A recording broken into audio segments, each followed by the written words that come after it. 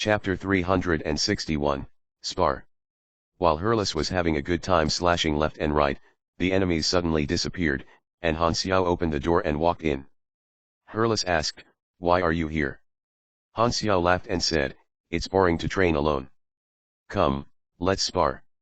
After reaching grade B, he had yet to get into combat, and he was itching for a go. He was a noble man and would not bully the players for nothing, plus, Hurlus happened to be a senior grade B.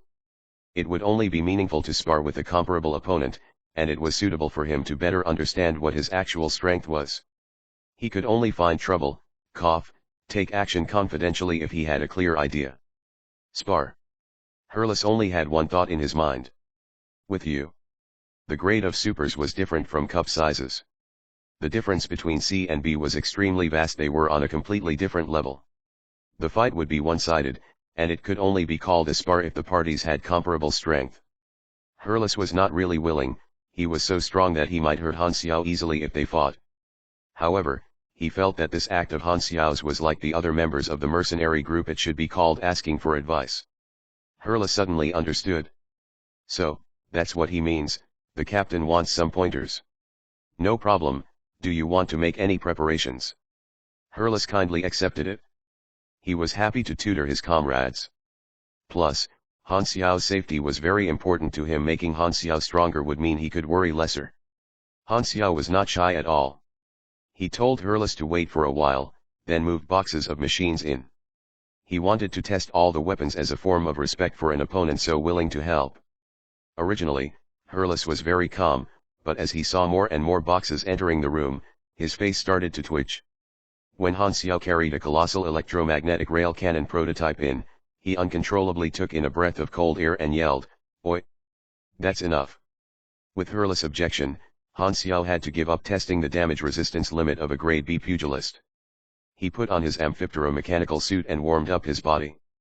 Melee combat was a pugilist's specialty, and since the space in the simulation room was limited, it was disadvantageous for Han Xiao. Hence, he stood a certain distance away before starting the fight. "Are you ready? Come." Hurlus was very calm, fighting an opponent one grade lower needed no preparation. Right as Hurlus finished his sentence, Han Xiao flipped his hands. Two electromagnetic handguns slipped out from his leg armor, and he fired rapidly with moving snipe. The muzzle was flashing with blue electric light, and the sound was different from gunpowder weapons. It was a high-frequency buzz with the sound of electric flow. Needle bullets bolted toward Hurlus, dragging a faint blue light behind. His battleship slicing blade rose up in time, blocking in front of Hurlus like a shield, making clanks from the collisions. Following which, Hurlus' expression changed a little. Electromagnetic firearms. The mechanic's core ability was to build machinery for combat, and being able to build electromagnetic weapons meant that the attack power was on a new level.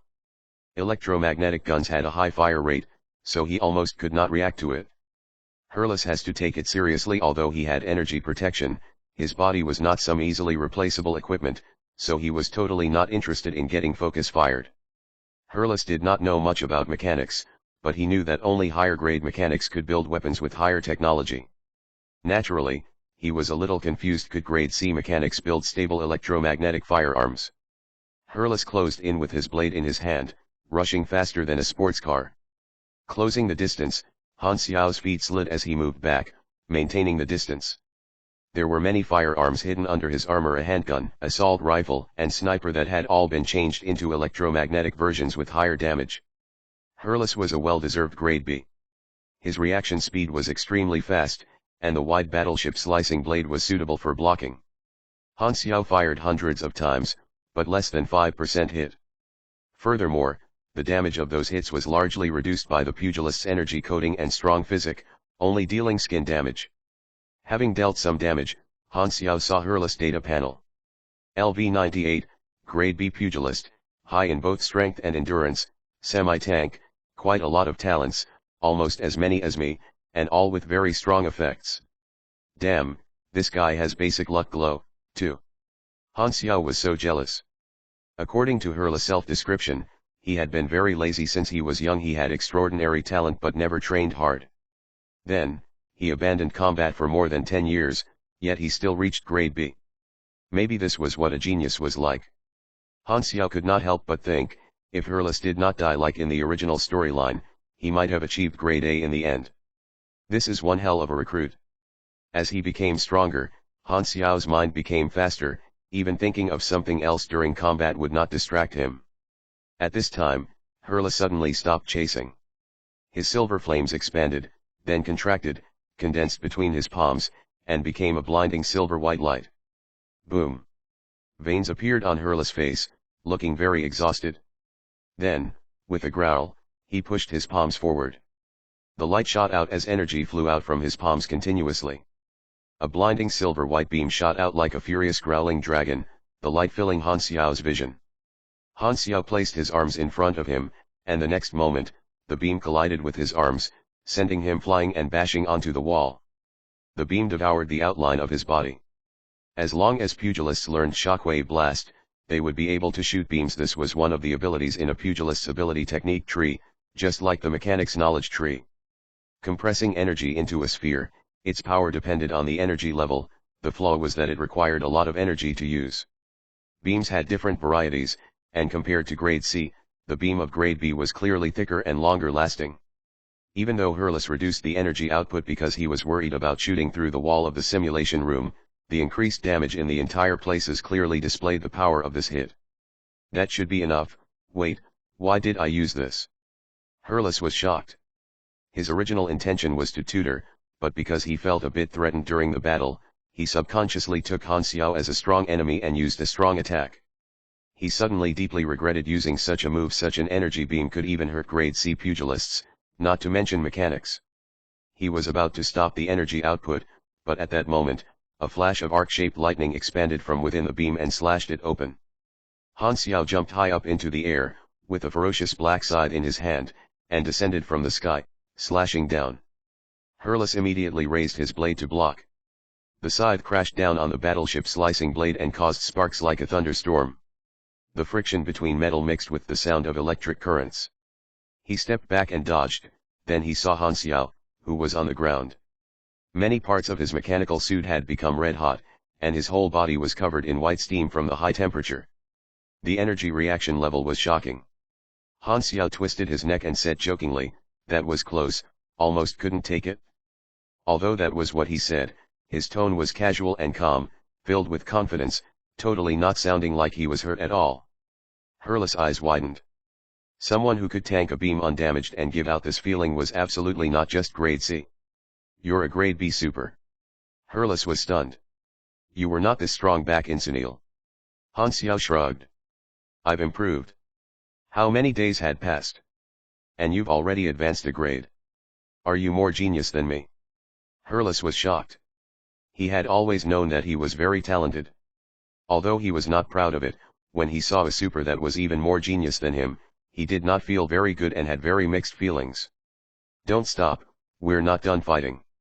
Han Xiao reached out his arm and grabbed the air toward the location of an equipment box on the other side. The mechanical suit arm and the box had a magnetic connection, so the summoned item flew over. In midair, the box opened automatically, and the exoskeleton armor bounced out, hovered over quickly according to the position of the magnetic connection, then covered Amphiptera, turning into the siege mode like a small giant in the blink of an eye.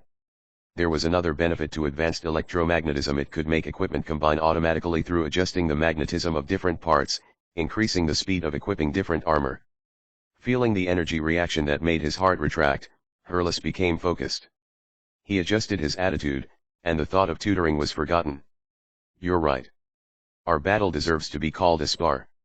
Chapter 362, Invisible Corner, 1. Upon experiencing the convenience of the automatic binding, Han Xiao could not help but feel good. Magnetic connection is truly convenient. The exoskeleton armor looked rough and ferocious. It had a mechanic structure of heavy, black alloy armor combined with staggered fangs. The visual impact was very strong. The siege mode was focused on power and defense. It was like a train head when moving. The mechanical limbs were large and tough, equipped with a large number of moving gears, adding the bonus of dozens of strength points and more than 10,000 armor points. There were always pros and cons. The disadvantage of the siege mode was reduced dexterity. Amphiptera itself was covered by the heavy exoskeleton armor, but luckily, there was the nerves connection, so controlling the exoskeleton armor was easy. His scythe was originally a more than 2 meters long weapon, but now it was like a harvesting short sickle. Han Xiao charged forward with large steps, and the ground shook. As he slashed again and again, the scythe and the battleship slicing blade collided with each other rapidly. Clank clank clank. The battleship slicing blade left marks on the armor. Han Xiao knew specialized materials science, so he had combined advanced electromagnetism with it and created a new alloy. It was highly durable and had bonus damage reduction when filled with electric current. The strong materials used for the fusion had very high defensive capabilities. If it was normal iron, it would have been cut in half by Hurlus long ago. The great mechanic Han was not so arrogant as to fight a pugilist head-on in melee combat. He harassed with his sonic spheres, of which he could control 7 at a time now because his nerves were stronger. He also used many other small weapons to keep attacking. After fighting for a while, the exoskeleton armor was covered in damage, and Hurlus had also been slashed by the scythe a few times. It was basically a draw. Clank. After one last collision between the weapons, the two distanced themselves from one another like they could reach each other's mind and stopped attacking at the same time. Great fight. Han Xiao laughed.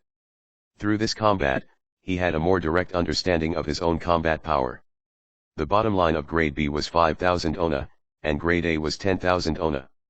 The calculation of the ona number was a curve. The higher the number, the bigger the difference between each point. Therefore, the difference between those of the same grade was larger. Even if both were grade B, the destructive power of one with 5,000 ona and another with 9,000 ona was completely different. Han Xiao's energy rank was a little more than 5,300. A novice in grade B. Hurlus has been in grade B for many years, but he had abandoned training. Thus, his energy rank was about 5,000 as well. However, with Hurlus' talent, he had a lot of room to grow. Supers with grade B strength were able to basically protect themselves in the galaxy, but it was countless miles away from being able to act completely carelessly.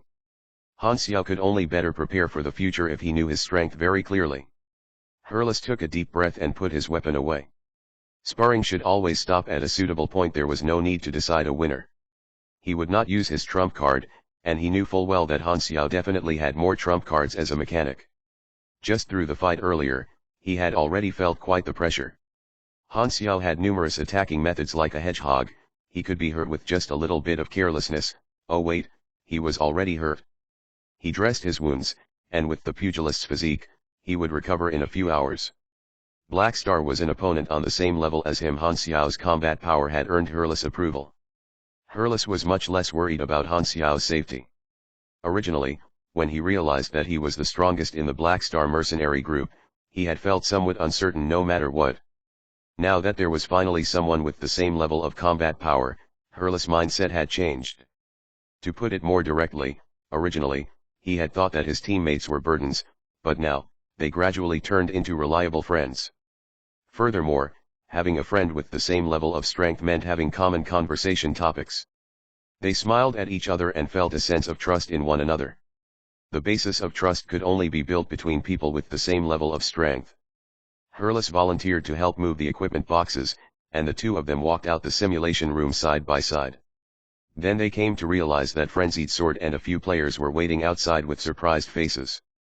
Black Phantom, you're so strong. Stars twinkled in Frenzied Sword's eyes. Frenzied Sword was very hard-working, so he had wanted to find Hurlus to trigger a tutoring event, but coincidentally, he had witnessed the earlier battle. He was stunned, as the mercenary group only displayed one grade B, Hurlus, but Han Xiao had been fighting him evenly earlier. That meant that he had to be a B, too. Frenzied Sword immediately made a logical guess. It must have been because Han Xiao hit it during the test. In traditional ideals, the leader should be the strongest. Originally, when the captain was not as strong as the newly joined cadre, the players had felt rather weird. Now, Frenzied Sword and the others felt much more comfortable. The great mechanic Han's image was strong and mysterious. In the players' eyes, he could do all sorts of unbelievable things, and what he just did matched his position in their hearts. Frenzied Sword was the first follower. He had witnessed Han Xiao's rising experience step by step. Every time that he saw Han Xiao, he was glad of the choice that he had made. However, after entering the galaxy, Frenzied Sword had been somewhat upset. The team had expanded, and there were more people. He felt neglected. Back then, Han Xiao gave him these high-reward missions with strange requirements every day, and Frenzied Sword could not get enough of it. However, the missions now were too formal. Frenzied Sword missed that feeling. However, at the same time, he was secretly delighted about it as well. No other players had witnessed these strange missions, not even Hao Tian, Maple Moon, and Bun Hit Dog knew what Han Xiao had been like back then. He was the only one to have experienced it. This was a very interesting and fun experience, and he thought back on it often. Han Xiao raised an eyebrow and took a step to the side discreetly. Somehow, he felt that Frenzied Sword was looking at him weirdly. Who's Black Phantom? Hurlus was confused. Han Xiao waved. Don't mind it, that's my nickname on my mother planet. Oh, I forgot, you're famous on your mother planet. Hurlus discreetly decided to find other teammates to know more about Han Xiao's past. He was very interested. There were few activities during the trip, and other than occasionally sparring with Hurlus, Han Xiao chatted with Gashly whenever he was free to hear more about Skyring's history. They sometimes also talked about the knowledge of traveling through the universe. Gashly was an experienced mercenary. He had been to many places and had a lot of stories to tell. In terms of words, the great mechanic Han never backed off, and in terms of knowledge, 10 Gashlys tied together would not be able to match up to him. They chatted happily and had very pleasant conversations, gradually familiarizing themselves with one another. Most of the formal mercenaries were forthright and liked to make many friends. Players communicated with the other Skyring mercenaries often. When talking about their armor, the Skyring mercenaries displayed the effect of the Skyring armor. They were all products of compression technology. By pressing down on the triangular crystal on their chest, the humble Skyring combat suit would expand and become various full forms. It was truly gorgeous. The Sunil Enlistee class armor paled in comparison, so the players were all shocked and jealous. Seeing that the players were tempted by their resources, the Skyring mercenaries tried to tempt the players privately by promising a free Skyring armor after joining Skyring. If their recruitment was successful, the recruiter would be rewarded as well. Recruiting members from other mercenary groups was a very common activity. It was free real estate. Many Skyring mercenaries also belonged to other mercenary groups originally, and they had been attracted to Skyring due to their better offer. However, this did not work on the players at all. Tempted did not mean shaken, they were still waiting for better things to appear in the mercenary group shop. One day, there might be Skyring armor in the Black Star shop too. Therefore, they were in no hurry. These players trusted Han Xiao very much. The private invitations were all rejected, and the Skyring mercenaries were very surprised. They had not expected the mercenaries under Black Star to be so loyal, and shock naturally turned into respect for the group. When Han Xiao heard this from Bun Hit Dog, he felt warm inside. The faction unity was starting to shape slowly. This group of players had backbone. At the same time, among some asteroid belt in the Fong Galaxy, a few scavenger spaceships were moving stealthily. They kept the information disruption force field activated at all times, maintaining their stealth mode. This was the scavenger organization that had attacked the Silvers. It was a slave trader that often sold slaves. They were notorious for their ruthless acts in the Shattered Star Ring. The hold of one of the spaceships consisted of prison cells used exclusively for containing slaves. This group of scavengers had done quite a number of jobs before they attacked the Silvers. The not-so-valuable goods were locked together, and the valuable slaves were imprisoned alone. Naturally, the 17 captured Silvers were imprisoned alone. A golden-skinned, messy-haired man walked into the prison area with a very gloomy look on his face. He was the leader of this group of scavengers, Peggy, a hybrid Godarin. The blood running through his veins was only 1/8 Godarin, but his appearance was still very similar to that of a Godarin. The Godarin genes were indeed very strong. He had tiny scales on different places on his skin and vertical pupils like a snake, suggesting that he had some kind of snack-eman genes. The prisoners in the large cell immediately became riled up when they saw him. "Let me out. I'm an explorer of Holy Stone civilization, how dare you detain me? Let me go now, or I will. Who are you going to sell us to?" The prisoners were very noisy, but Peggy ignored them completely. He skipped the large cell area and walked into the corridor of the single-person cells. He had yet to do a routine interrogation after catching these Silvers. It was now time to test the goods. Chapter 363, Invisible Corner, 2. The Shattered Star Ring was filled with criminals, so it was very rare to see visitors from other star fields. Yet, there were still people who came. Peggy asked 11 of them in a row, and the results were mostly the same. These silvers were all friends and travelers, wanting to witness the edge of the visible universe, and Shattered Star Ring was one of the edges of the visible universe.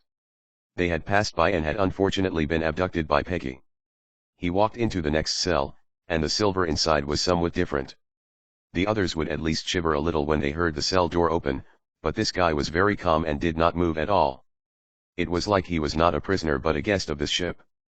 "Are you the leader?" This silver spoke first, his tone very calm. "I'm willing to buy my freedom with money. You can decide any price." "I'm not interested." Peggy was expressionless. His spaceship maintained information disruption to prevent getting located, to prevent risks, so they would not let the slaves use their communicators before they were safe. With a wave of his hand, his subordinate walked forward and frisked the silver's body. This silver struggled violently and yelled with rage, "I have a lot of money. Aren't you selling slaves for money?" Suddenly, a scavenger subordinate discovered something. He tore his shirt open and took out a tiny black bead from his lining. This silver immediately became much more violent and wanted to pounce over to snatch back the black bead, but he was pressed strongly on the floor, only able to growl furiously. "What's this?" Peggy took the black bead from his subordinate and squeezed it. It was very hard, and the surface of the bead was emanating a deep light with a tint of magical glow. "Give it back to me. I'm an emissary of Dark Star, this belongs to the Dark Star. If you dare take it away, destruction and death will fall upon you," this man yelled angrily. "Dark Star?" Peggy laughed coldly. "You did your homework well. Despite being far away in the sea of star spirits, you know there's a Dark Star organization in our Shattered Star Ring. I didn't join Dark Star even though I'm a hybrid Godarin. You want to scare me? Do you think I'm easily fooled?" Peggy saw Dark Star as the great pioneer of liberation, and he had always wanted to join, but because Dark Star was too mysterious, he never could come into contact with them. If Dark Star gave him orders, he would willingly give his life. Silvers were far in the sea of star spirits, how could they possibly have any connection with Dark Star? He had caught them out of nowhere, and this guy happened to be the so-called emissary? How could it be so coincidental? It was nothing but intimidation. Peggy had seen it way too many times. "Seeing that you're so nervous, this bead must be valuable. I'll take it." Peggy pocketed the bead and planned to find someone to identify it when he was free. He brought his subordinates along and left the cell, then closed the gate. Outside the door, the subordinate licked his lips. His face was filled with greed as he said, "A silver has never appeared on the slave market of Shattered Star Ring before. It will definitely sell for a good price. This is a huge profit." "Boss, who are we selling them to?" "I've contacted the customer," Peggy said. "We're going to Floating Dragon Island." The subordinate widened his eyes. "That's that man's territory. The customer this time is that guy's subordinate, very generous with money." Peggy had a gloomy smile as he walked away. In the prison cell, this silver was furious. He cursed in his mind, "Damn scavengers. Luckily, the secret message bead can only be opened with a password. They can't take out what's inside." Star Zone 4, Fawn Planet number 122 was a planet without an owner or civilization.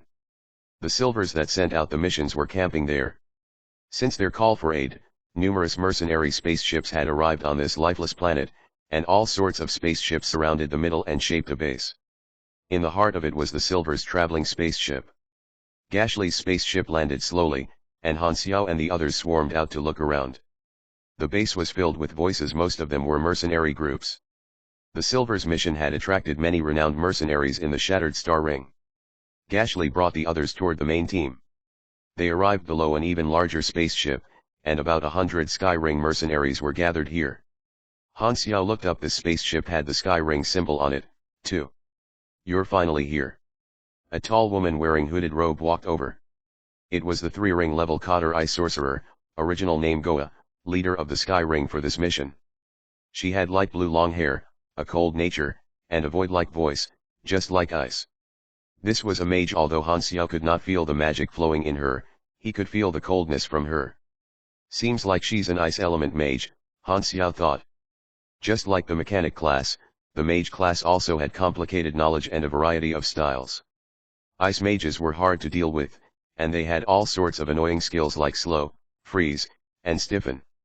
Goa glanced at Gashley. She saw Han Xiao and the others beside and asked with a frown, "Who are they?" "Black Star Mercenary Group. We just made a partnership agreement, so they're here to help," Gashly said. "Never heard of them before." Goa shook her head. Han Xiao was not bothered. Black Star Mercenary Group's name was limited to Yubei Early Hub, it was far from being famous. Compared to Skyring, his mercenary group was not noticeable at all. Goa thought that they were just a bunch of sidekicks, but suddenly, she felt a sense of danger. The senses of a mage reminded her that she had met someone strong, only then did she start to seriously size Han Xiao and the others up. She noticed that two of them had very active cell energy in them. Two grade B supers. Goa's expression changed a little. Although grade B supers were rather common, they were not everywhere. Even in Skyring, grade B supers were at least 3 ring level cotters, and this mercenary group with only dozens of members had 2 grade B supers. The ratio was very high. She was the only grade B in this team. Their high-level combat power was not even as high as this small mercenary group. Goa stopped looking at them and said, "Our employer has hired many mercenaries, they're not short of combat power. However, the situation right now is not very good. Since everyone is here, let's head over there first. We'll speak on the way." They walked to the Silver's ship, and Goa explained the current situation. This Silver had spent a large sum to hire mercenaries to save his captured friends. He was very generous indeed, but the mercenaries still had yet to start. They were stuck at an awkward stage. No one knew the enemy's location.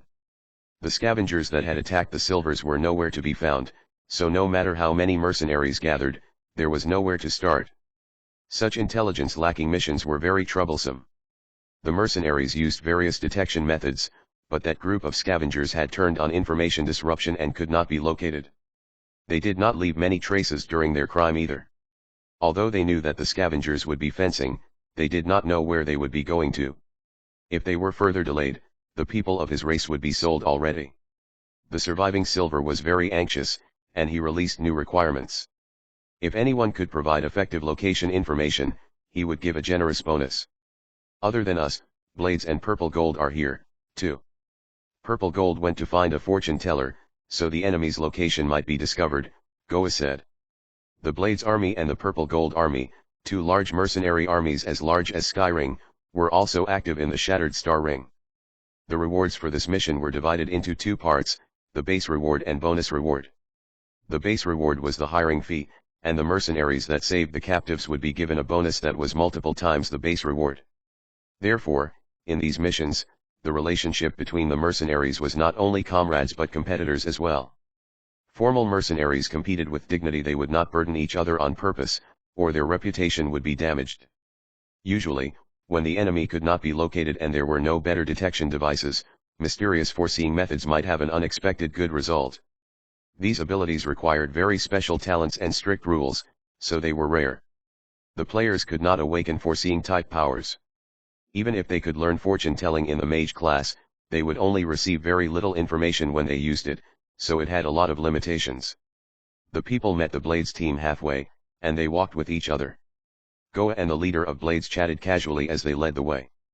Both large mercenary groups had their own uniforms. They chatted with the people they knew, and Han Xiao and the others were conspicuous in the middle of these 2 groups of people, as those around them sized up this unknown mercenary group. "Who are they? Seems like Skyring's help, think they're called something like Black Star Mercenary Group. Small group, not well known. Here to watch probably." The mercenaries chatted among themselves, and the players felt uncomfortable. They felt like they did not fit into this crowd at all. On the way, Han Xiao was pondering on what to do next.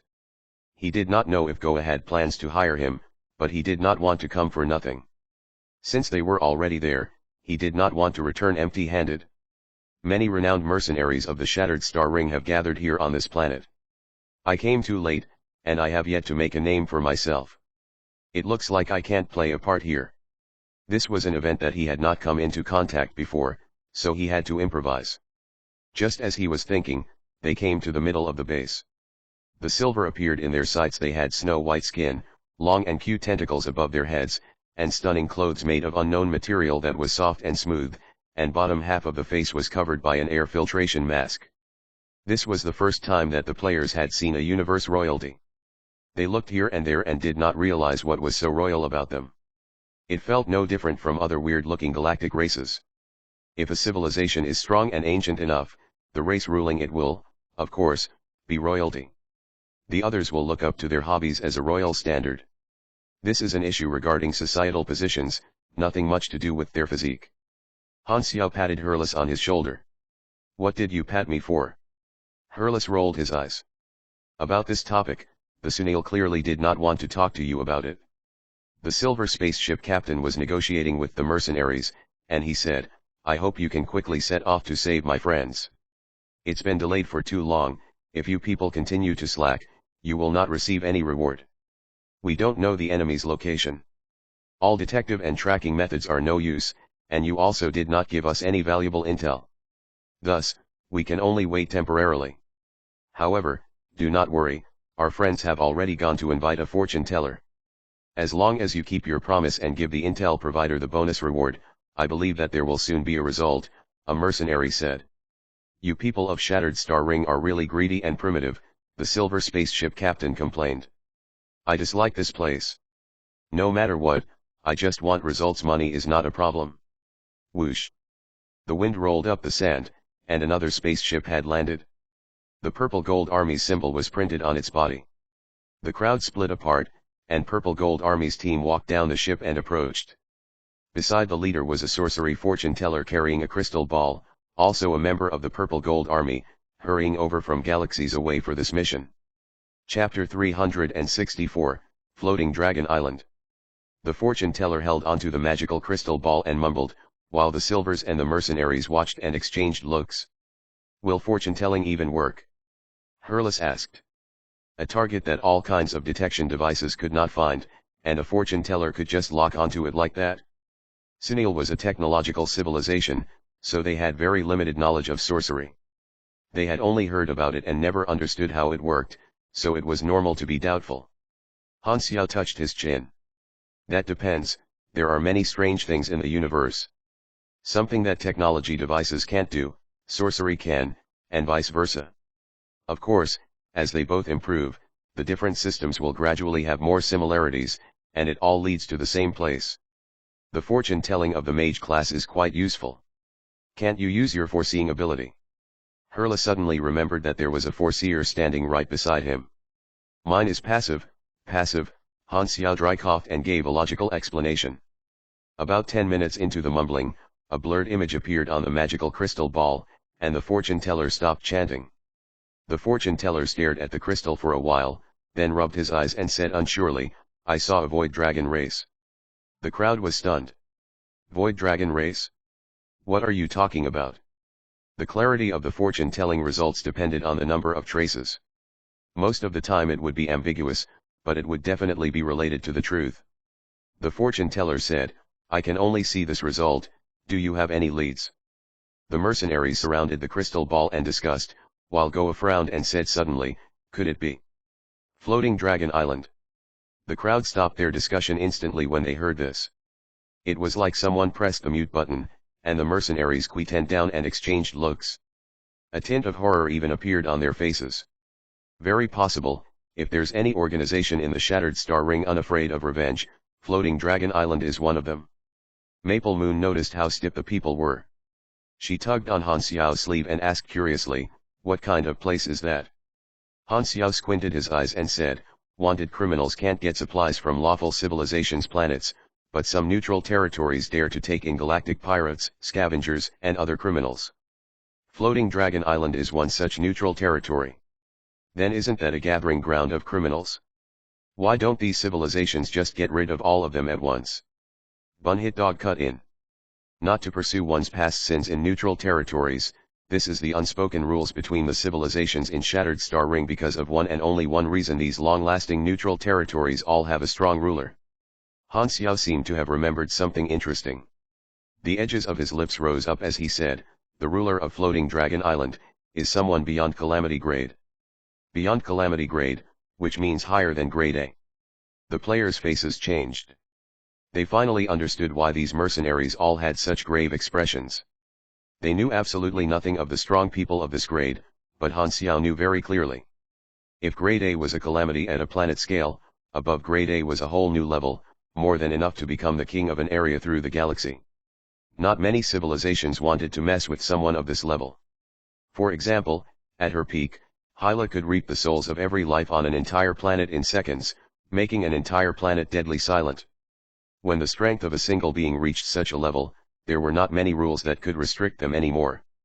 Some galactic civilizations could not do anything to them even if they used the power of their entire race. It was horrifying indeed. Luckily, there were few monsters at this level even throughout the entire universe. In the Shattered Star Ring, there were only 4 known beings beyond grade A, fearsomely famous and lonely. The ruler of Floating Dragon Island was one of them, and Han Xiao happened to be very familiar with that guy. In his previous life, the great mechanic Han had once come into contact with that guy due to a mission. Void dragons were galactic beings, and their bodies were tens of thousands of meters long. They lived in the universe, and the dark energy everywhere to them was like air to humans and water to fish. The bodies of void dragons contained special powers, and when they died, their flesh would turn into ice shards and ash, leaving an enormous skeleton floating in the universe, turning into a comet. When they reached close to the end of their life expectancy, the void dragon race would wait for its death beside the corpse of one of its race, hence forming a graveyard in the form of comets. Floating Dragon Island was a large graveyard. It was rumored to have 24 sets of void dragon skeletons, captured by its current ruler then embedded into the surface of an empty planet. The ruler then used their great strength to tear away a part of the land, equipping it with all kinds of anti-gravitational, ecological maintenance devices, maintaining its galactic voyage, turning into the floating dragon island it was now. Back then, when Han Xiao knew about this, other than being shocked, his biggest conclusion was, that dragon was damn rich. The people contemplated. According to the fortune-telling results, the scavengers were most likely going to fence their goods on floating dragon island, so many mercenaries wanted to back away. Sorry, I'm quitting this mission. The captain of one of the middle-size mercenary groups made the decision after long consideration. With him as the first, more mercenaries followed and left. Spaceships took off one after another and disappeared. Floating Dragon Island was a gathering ground for criminals, an extremely dangerous place. That place did not really welcome formal mercenaries. They might just bump into their enemy there. Furthermore, saving someone in that kind of place, if they broke the rules accidentally and enraged the ruler, it would be a problem to even make it out alive. Most of the mercenaries wimped out. The Silver was angry and shocked. The action of these mercenaries going back on their word made them furious. Only Skyring, Blades, and Purple Gold were left. These 3 groups had a strong background. At least the criminals in Floating Dragon Island would not dare to touch them.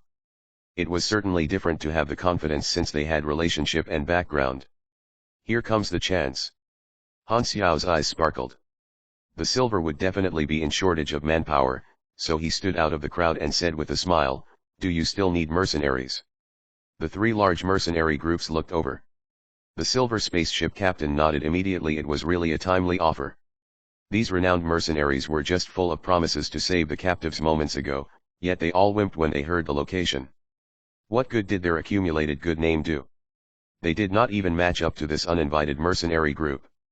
Goa frowned and said, "Floating Dragon Island is filled with brutes, pirates, and scavengers everywhere.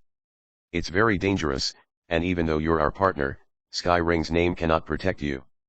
If you get killed, it will be for nothing.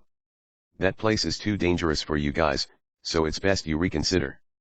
From what they saw, 80% of this small mercenary group's confidence to do this mission was because they were Skyring's partner, but she felt that she had to make things clear. If a direct member was killed, Skyring would take revenge, so the brutes would consider before they did anything. However, although partners could act alongside them, if they were killed, Skyring would not stand up for them. That was the difference. "No worries, my people are not afraid of danger." Han Xiao smiled, and his impression of this female mage became better. They clearly could just hire them as combat power, yet she actively explained the dangers involved. Although she seemed cold, she was actually quite kind. Chapter 365, Don't Wimp, Just Do It. This time, Gashly explained softly, "There's no need to worry, all of Black Star's people can revive." What? Goa was shocked. She did not know about Han Xiao's team previously. Only after she listened to Gashly's introduction did she understand the uniqueness of Black Star Mercenary Group. A group of undying, no wonder they have the right to become Skyring's partner. She did not continue her attempt to persuade Han Xiao anymore. Han Xiao suddenly had an idea, and he said, "We only know that Floating Dragon Island is the location, but we don't know the scavenger's identity, nor do we know who they're dealing with. It would still be finding a needle in a haystack. Do you have any other ways?" The Purple Gold Army fortune teller shook his head, saying that his fortune telling could not divine such details. Han Xiao was relieved. He coughed and started acting. "I'm a foreseer, too, and I felt something just now and noticed some new clues." The people were surprised, and they looked over. Han Xiao remembered that he still had the character summon card of Destiny's Child, and there were 5 more usages, so he could just give it a try. He asked, "If I can provide reliable intel, is there any other reward?" The silver spaceship captain nodded and said, "Of course there is. I want to suggest a reward." "What do you want?" "Mechanic class advancement knowledge." Han Xiao smiled. This was a good opportunity to make a request. The silvers discussed for a while and agreed to Han Xiao's request. Far away in the sea of star spirits, class advancement knowledges were not that precious. They were basically everywhere. He just had to tell a friend back there, and it could be sent over immediately. It would not even cost them anything. Upon getting the confirmation, Han Xiao used his Destiny's Child card. His vision changed, entering a blurry image, and he saw some bits and pieces. After losing focus for a while, Han Xiao's vision recovered. Destiny's Child's ability was very promising, so Han Xiao already knew the customer's rough appearance. They just had to ask around, and they should be able to find the target. He described the intel, and the silver sent the appointed class advancement knowledge into his communicator. Han Xiao used his potential points to learn it immediately, and a new knowledge entered his mind. "You have learned rapid assembly. This is the difference."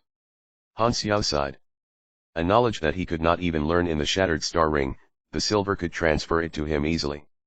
That was the civilization difference, and even he was tempted to kidnap these silvers. But it was just a thought. He threw that suicidal idea away very quickly. He now had a faction base, and he did not want to become someone who was chased around everywhere. After the hiring procedures were completed, Han Xiao requested for the other 2 class advancement knowledge regarding compression technology as well. Seeing that Han Xiao was the captain, Silver agreed with all of its supers. Looking for new knowledge was very common. A mission was triggered on his interface, and the basic reward was one of the knowledges required for compression technology. If he successfully saved the hostages, he would then receive the other knowledge. The experience reward was more than 4 million, plus some monetary reward. And the player's reward was only money.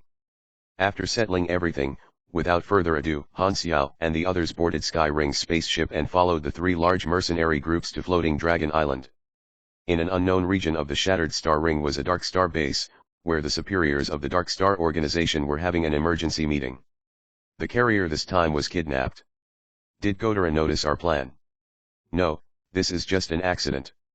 The people over there chose the carrier to be a silver, and he was kidnapped by a slave trader." "That's good then. The intel shows that the fence location seems to be Floating Dragon Island. What do we do?" "Send people over to rob those bought slaves. Find the carrier and retrieve the cargo. If outsiders don't have the password, they can't take out the mutation source and the super gene extractor inside. These 2 things cost the organization a lot, so they cannot be lost." "Who do we send to carry out the mission?" "Since it's this important, let Ember go. He has yet to fail since joining Dark Star." Not long after, a stealth spaceship left the Dark Star base and headed toward Floating Dragon Island. Only paid for 15 silvers. Peggy was already very close to Floating Dragon Island. He contacted the customer again and came to know of the new request. There were 17 silvers in the spaceship, so 2 of them unsold. He thought about it, then told his subordinate to bring 2 silvers to him. One of them was that carrier that called himself the Dark Star Emissary. In front of the hatch at the side of the spaceship, 2 silvers were kneeling before Peggy. Scavengers surrounded the 2 of them, anticipating a good show. "Open the hatch," Peggy said. A subordinate opened the inner hatch, but the outer hatch remained closed. The 2 silvers saw this and guessed what the scavengers were about to do. They were terrified and struggled more violently, but they were firmly pressed down. Peggy signaled for the other silver to be moved out of the inner hatch. The inner hatch then closed, and the outer hatch opened. The body of the silver was exposed in vacuum. He slowly floated away as his eyes bulged and his limbs moved everywhere. After struggling for a while, his organs shattered, and he tragically died. Ha ha ha ha, the scavengers laughed out loud as they saw this from the windows. This was the entertainment of scavengers. The carrier silver panicked and said, "Aren't you going to sell me? I'm very valuable. I have a lot of money to pay for myself, why do you want to kill me?" Peggy's eyes were dark and cold, his face twisted. "You're my property, so I can do anything I want to you. I dislike it when people bargain with me, and I dislike high-up races like yours even more. Every time I see people like you, I'm reminded of the pure-blood Godara *Shoals. Arrogant people all deserve to die." As he said that, he waved again. The subordinates did the same thing, they threw the silver out as well, and he died rapidly in a vacuum. The spaceship then sped up and left the area right away, leaving only 2 silver corpses floating in the cold universe. At the same time, the spaceships of the mercenary groups were about to land on the other side of floating Dragon Island. This landmass, pieced together with void dragon corpses and mysterious technologies, sailed through the universe on the celestial wind. The malformed vessel stalked through the endless ether of the cosmic void almost like a predator. It had many stabilizers and accelerators at its base, and a translucent sphere covered the entire floating island, maintaining the necessary atmosphere and gravity. The construction style of floating Dragon Island was rough. It had a city that looked like an enormous dragon spreading its wings when looking down from above, and many mechanical digging devices were fixed on the ground. The drills acquired the void dragon skeletons underground. It was a very valuable material. Countless ferocious-looking modified spaceships were docked at the pier, painted with different symbols. These all belonged to scavengers and galaxy pirates. There were quite a number of them who were rather notorious, such as these with a wanted reward of more than 100,000 INAS. The mercenary group spaceships landed successfully. After going through the procedures, the people walked into the city together. Criminals with anarchic looks could be seen on the streets everywhere. The 3 large mercenary groups all wore uniforms, which attracted a lot of attention. Many criminals were openly sizing them up. The air was filled with hostility, sending chills down spines. Because they knew that there was danger everywhere, they had all equipped themselves fully back on the ship before they came. The players wore Sunil Enlistee class armor, and Han Xiao wore Amphiptera. The 3 large mercenary groups did a wide range of businesses, so they had made quite a few enemies. Although these people were looking at them with hatred, they did not dare to do anything due to their fear of the name of these 3 large mercenary groups. On the other hand, Han Xiao and the others who clearly did not belong to the 3 large mercenary groups attracted more attention. Frowning, Hurla said softly, "Black Star, I'm feeling the stares from at least 3 supers of the same grade. They are looking at us like they want to eat us." Han Xiao smiled and said, "We're walking with the people of Skyring, Blades, and Purple Gold. Of course, these brutes will transfer their hatred naturally onto us. See, these people are the role models." Looking over following Han Xiao's finger, a group of galactic pirates leaned against the war and pointed at them while they were chatting, their eyes filled with hostility. The leader of the pirates spat out phlegm, which happened to land on Maple Moon's armor as she was at the edge of the team. Their expression was fearless. "Then aren't we in more danger?" Hurlis was shocked. "Do you know what's called full resource utilization?" Han Xiao smiled. Before Hurlis could react, Han Xiao suddenly bent his legs and bounced forward as he began his dash toward that group of galactic pirates. Without a single word, the scythe extended, and he slashed broadly down towards their torsos. These pirates did not expect this at all. They fired hastily.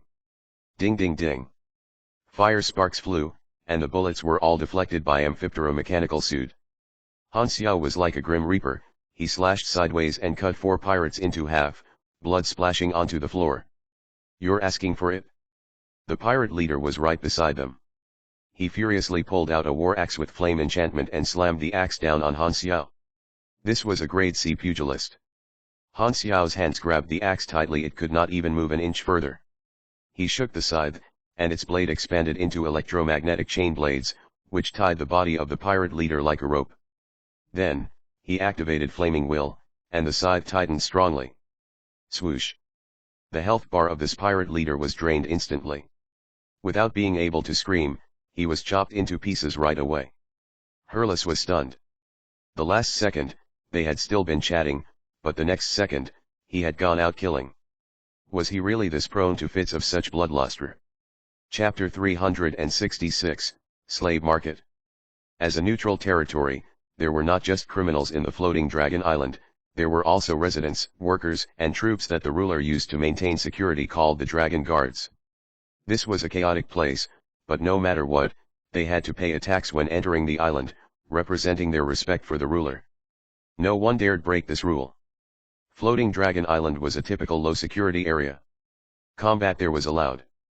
As long as residents and workers were not killed and buildings were not destroyed, the Dragon Guards would never bother about outsiders killing each other. The atmosphere there was lawless, chaotic, and brutal. The city did not have a proper city plan, and the buildings were all over the place. There was no sun or moon in the sky, only lights from the city lighting up the floating island, making the sky a patchwork of darkness and colorful radiance. Villains liked this place, not just because this was a neutral supply site, they also liked the rules there. As long as they did not cross the line of the Dragon Guards, they could use violence as much as they wanted. In this place, life was cheap, neither killing nor being killed ever seemed like much of a big deal. Han Xiao's sudden act of violence caused a chain reaction. The sound of machines sounded in the street, and the entire street's brutes raised their guns and aimed at him, looking ferocious as if they were going to rush forward anytime. At this time, all the people from the three large mercenary groups drew their weapons, not taking any steps back, and surrounded Han Xiao to back him up. They displayed their strong attitude to protect their friends. The villains suddenly hesitated. Overcome by fear, they sheathed their weapons and backed off unwillingly.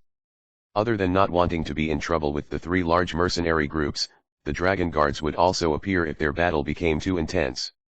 Stared at by villains from all directions, the hundreds of mercenaries walked past the street, and only then did they sheath their weapons. They continued walking forward, and no one expressed any opinion about what had just happened, like it was just the most common thing. Goa glanced at Han Xiao and did not blame his sudden action at all. All the mercenaries backed them up, and no one took it as a big deal. It was a cooperation that needed no explanation. Not just Hurlus, even the players were shocked. Keeping a low profile is useless here, Han Xiao said. You have to flash your claws and fangs to intimidate potential enemies. There is also an unspoken cooperation sense in the mercenary industry. Every mercenary on the same mission is a trustworthy teammate. As long as the trouble is not way out of line, everyone will be with you. What concerns you also concerns me. Furthermore, killing some criminals here is a norm, and it was a good way to express our toughness. No one will say anything about it. Han Xiao had skipped the quarreling and talking part straight away and jumped to fighting because, here, if something could be settled with violence, there was no need to talk. Hurlus now understood what Han Xiao meant by full resource utilization. They were acting together with the three huge mercenary groups, so they had the number advantage. Thus, it was a suitable chance for them to show their fists. This unspoken cooperation instantly made the players feel closer to the mercenaries. Deep into the city of Floating Dragon Island, there were far fewer criminals on the streets. They locked onto the target's identity through the customer that Han Xiao described from his foresight. Horlade, the owner of a local slave market and also the subordinate of a certain direct descendant of the Floating Dragon Island ruler. He managed a part of the business. Now this is tough. He's Floating Dragon Island's ruler's subordinate, so if we rob him of his slaves, it will be disrespectful to the ruler. On the streets, the leaders of the mercenary group gathered and discussed the issue. Skyring, Blades, and Purple Gold gave Han Xiao enough respect, so the four of them were discussing the action plan. The current situation was quite a problematic one. Although the three large mercenary groups did not fear any criminals there, they did not dare mess with Floating Dragon Island's ruler. People of Floating Dragon Island cannot be enraged, or we will certainly be dead. We have to think of a plan, the leader of Blades, Porter, said in a very firm tone. The Purple Gold's leader, Sir Lini, contemplated and said, if Horlade has already bought the silvers, we cannot snatch them back with violence. The best way would be to rob the captives first before Horlade makes the payment. Since we know who the customer is, we can wait for the scavengers to arrive, set up an ambush in advance, then snatch the captives back when they are still on their way. This way, we will not have a direct conflict with Horlade. Then, Goa said, firstly, we have to confirm if Horlade has already received the captives. As long as he has yet to buy the captives, this plan is workable. We have to contact him, but if we contact him as mercenaries, It might raise suspicion. A buyer will not want someone to have an eye on what he wants to buy. The dragon guards might cause trouble for us. This plan had a prerequisite, which was that Han Xiao's foresight was reliable. Since they did not have many clues, they could only choose to believe. Anyway, if the intel was incorrect, Han Xiao would not be able to escape the responsibility, and since someone was taking the blame, the other three leaders had no problem with it. Han Xiao recommended himself and said, "I'm experienced, so I can disguise myself as a buyer to test him." The three leaders thought that this could work. They made a simple plan. Han Xiao changed into the face simulator, took off his mechanical suit, and changed his clothes. He now looked like a captain of a galactic spaceship. This kind of customer was very common. The slave market was not dirty or messy, but luxurious and gorgeous instead. Any information about the slaves was displayed in books for customers to choose from. The floating dragon island had its middleman in the slave business. They bought slaves from scavengers and sold them to the large customers. "I want to buy some slaves." As soon as he entered the market, Han Xiao expressed his intention, disguising himself as a normal customer. A larger man approached and introduced him to slaves of different races. There were many varieties. After not really listening for a while, Han Xiao purposely acted as if he was unsatisfied and said, "I don't want these rough deformities, and I don't want these cheap low-class slaves. I want to see what rare species you have here. Do you not have anything worthy of such standard?" At this time, a short and skinny guy walked over, wearing luxurious clothes. His fingers and neck were covered in many expensive pieces of jewelry. He smiled and said, He, of course, I have the good stuff here." "Who are you?" Han Xiao asked. "Horlade, the manager of the slave market. Trust me, the things here can definitely satisfy your needs." Horlade did not have any doubts.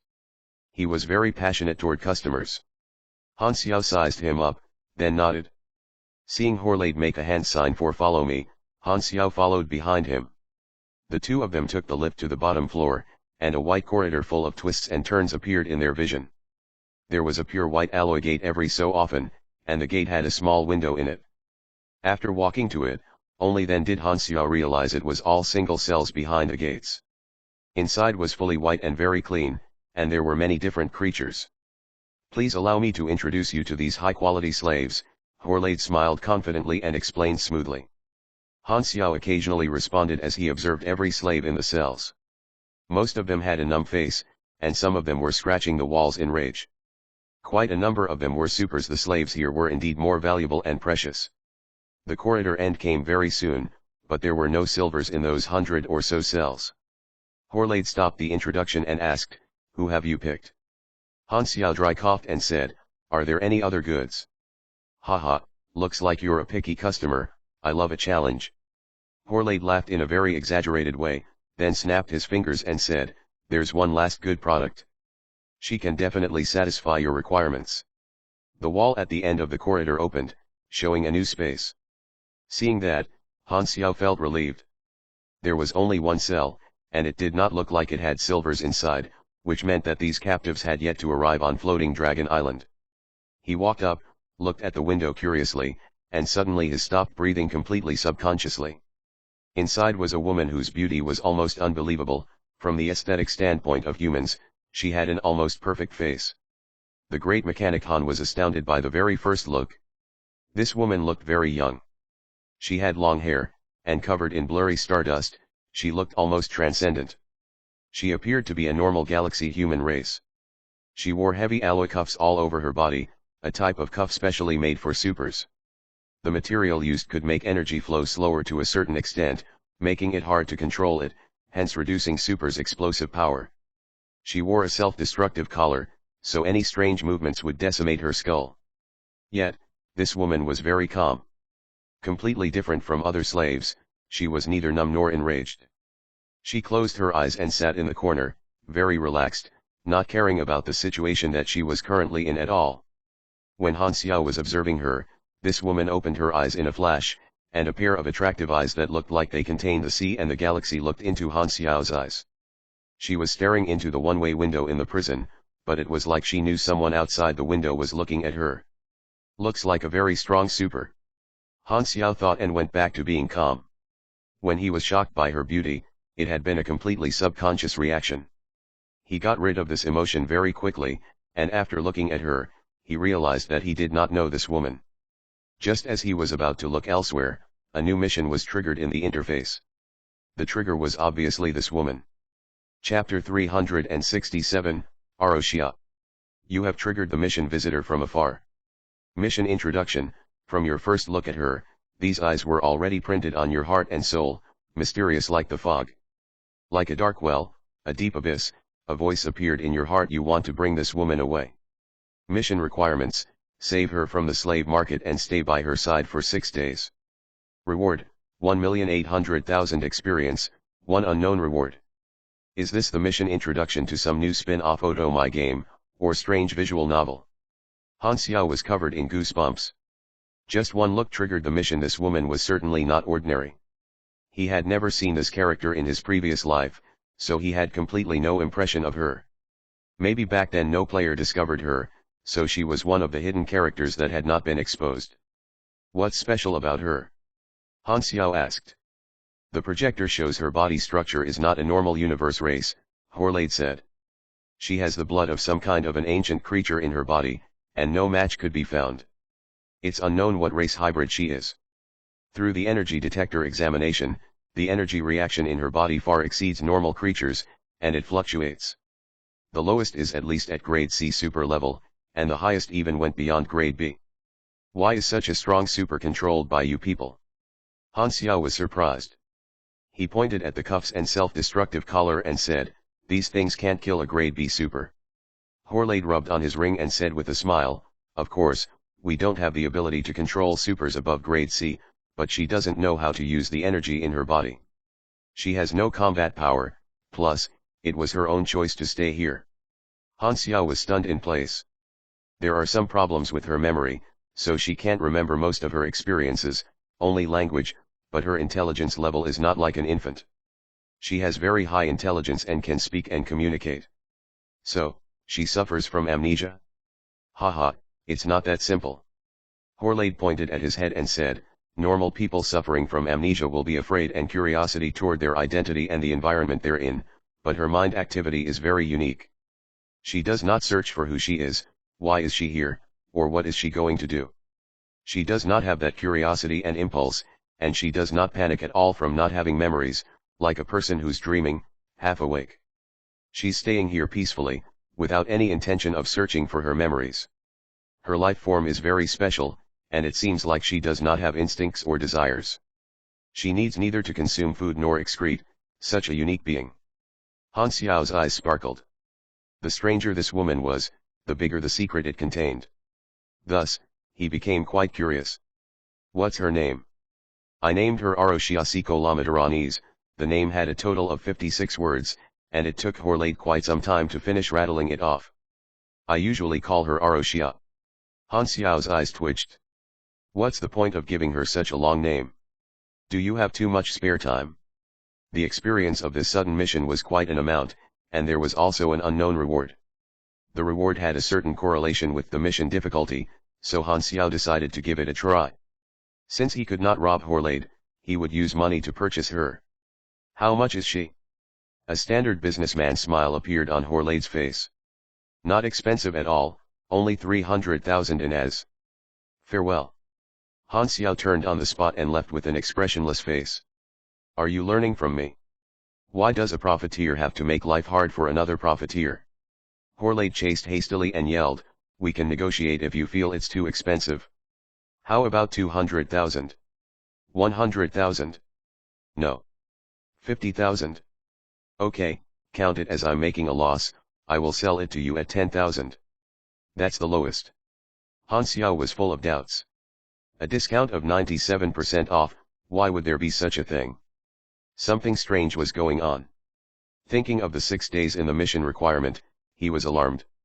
After some consideration, Han Xiao temporarily placed this mission aside and continued his testing. Now that's a good price, but I still want to buy other rare slaves. Do you not have any other goods? Horlade grinned and said, haha, you're quite lucky, there's going to be a new batch of rare goods coming in very soon. When they come, you can take a look again. This batch of new goods should be the silvers. Luckily, they're not here yet. The ambush plan still has a chance. That's great. I will come to look at the goods again and buy that Aroshia at the same time. Han Xiao purposed acted contented and expressed his sincerity in wanting to buy, but he did not pay the money no matter what. As he was getting ready to leave, Horlade had no choice but to let his subordinate send Han Xiao away. Horlade was the only one left in the underground prison cell corridor as he mumbled, "What will he pay then? He definitely doesn't want to buy Aroshia." When he took over the slave market, Aroshia had already been locked here. The last owner had told him that there was no need for special treatment, just sell her normally. However, there was one customer who bought Aroshia, and a few days after, Aroshia appeared out of nowhere in the prison cell again, giving him quite a shock. The customer rushed back in rage, and only then did he know that Aroshia would suddenly disappear after being brought away, then return to the cell in an extremely strange way. Horlade asked the previous owner, then he came to know Aroshia had already existed not long after Floating Dragon Island was built. The owner back then reported the situation to the superiors, and this message went to the ears of Floating Dragon Island's ruler. That Beyond Grade A boss came to take a look, and with his belief of if he didn't understand it, kill it, he wiped Aroshia out, turning her into ash.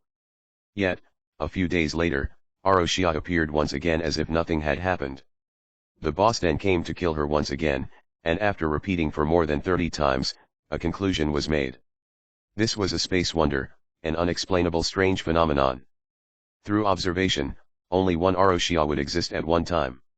If she died, she would revive again after some time, but the memory of the time that she spent before she died would disappear, going back to her original state of amnesia. If she left this cell, she would also disappear from the other places. No matter what building was there, she would go back to where the cell was. From the concluded pattern, whether she was dead or bought, Aroshia would not leave there for more than 6 days. Floating Dragon Island's ruler was very carefree, so he let the slave market deal with the space wonder. The owner sold her as a slave, scamming the buyer's money and making money with zero cost.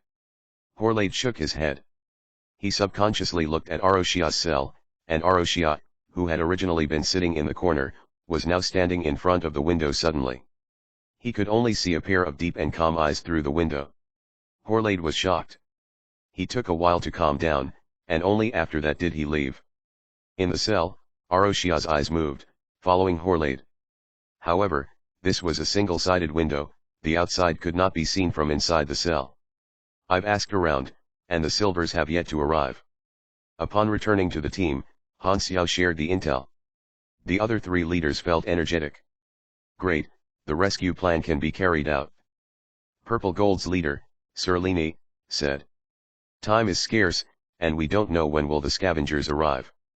Since we don't know their identity, it's best to split up and lay an ambush on every route toward the slave market. There is only one chance, and we can't miss out on any suspicious target.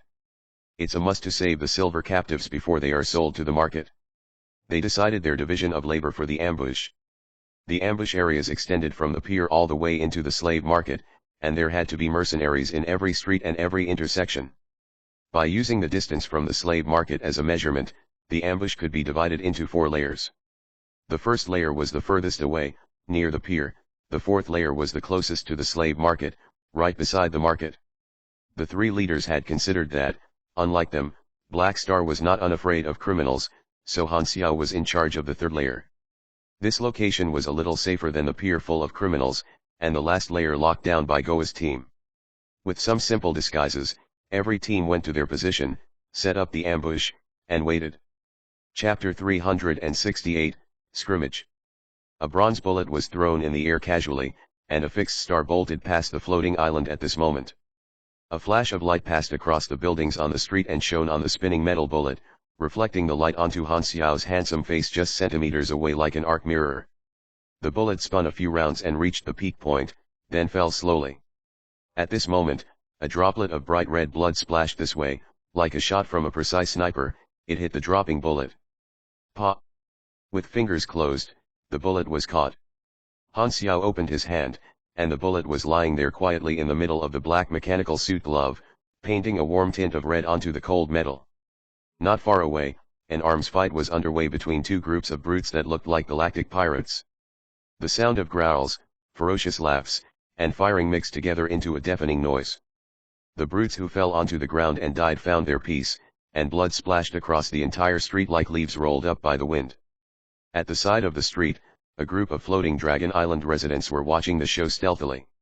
Han Xiao and a few players sat on the scaffolding of a drilling machine by the side of the road and watched this fight from afar.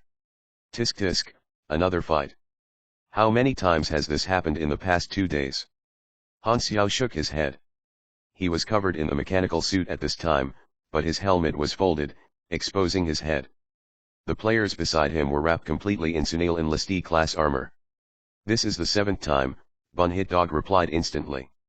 Reporters sure had a good memory. They were waiting. The Black Star mercenary group was guarding the 3rd layer. They had split up and were standing by around various intersections.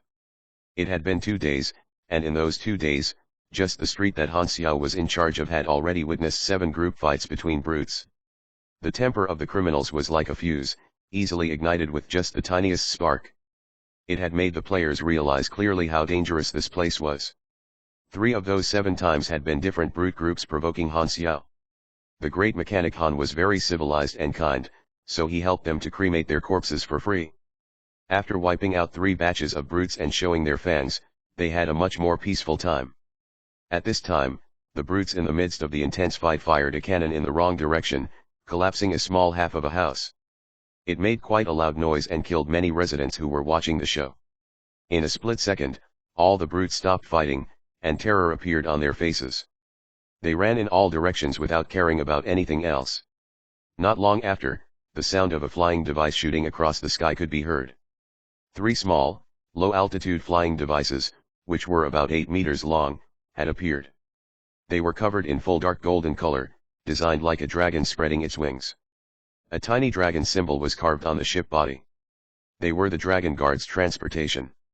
The 3 flying devices caught up to the brutes, and rows of cannons extended from below their bases, which shot out golden lasers, penetrating these brutes with ease. After chasing for a while and killing more than half of the escaping brutes, only then did the Dragon Guards turn around and leave. Only the Dragon Guards were allowed to operate combat flying devices in floating Dragon Island. If civilians were killed, the Dragon Guards would be out to enforce the law immediately. Han Xiao had seen scenes like that a few times over the past 2 days, and he felt that this rescue plan was really dangerous. If they could not save the captives quickly and accurately, the risk would increase largely if they got stalled. At this time, Goa sent him a message. Blade's people locked onto the suspected target, action. Han Xiao received the location information. All the mercenaries had joined the same channel and shared the location of the suspect. The suspect had just landed at the dock, and they were guarding many large metal boxes. It was indeed a slave trader team. One mercenary in the Blades team could shapeshift into a half-wolf half-dog beast, so his smell was extremely sensitive.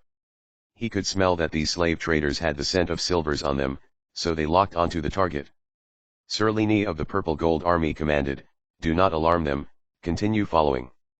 Porter, Black Star, you guys bring your people and gather here secretly and set up an ambush on their route.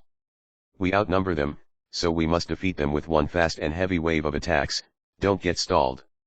Goa, bring the people of Sky Ring and guard the exterior. If we fail, you're our insurance." Since the target was already locked onto, there was no need to continue waiting. The plan sounded quite reliable. Of course, Han Xiao did not have any objections, so he summoned all Black Star members, split up, and headed toward the ambush location given by Serlini. It happened to be the junction between the dock and the city area, a very chaotic place. Peggy walked down from the spaceship. All the slaves were in large, electrified boxes, controlled by cuffs and self-destructive collars, waiting to be brought to the buyer. Thinking that they were going to make a huge fortune, these scavengers were filled with excitement. Peggy was not that excited, however. He brought the team and headed toward Horlade's slave market. Entering the dock streets, this slave trader team was very conspicuous, attracting the attention of many brutes on the street. Many people were tempted to make a move, and there were also people who recognized Peggy. They greeted each other from far away and did not have any further communication. Peggy was a renowned slave trader in the Shattered Star Ring, so he had done business with quite many pirates and scavengers. He had some prestige, which meant that would not be attacked on floating Dragon Island.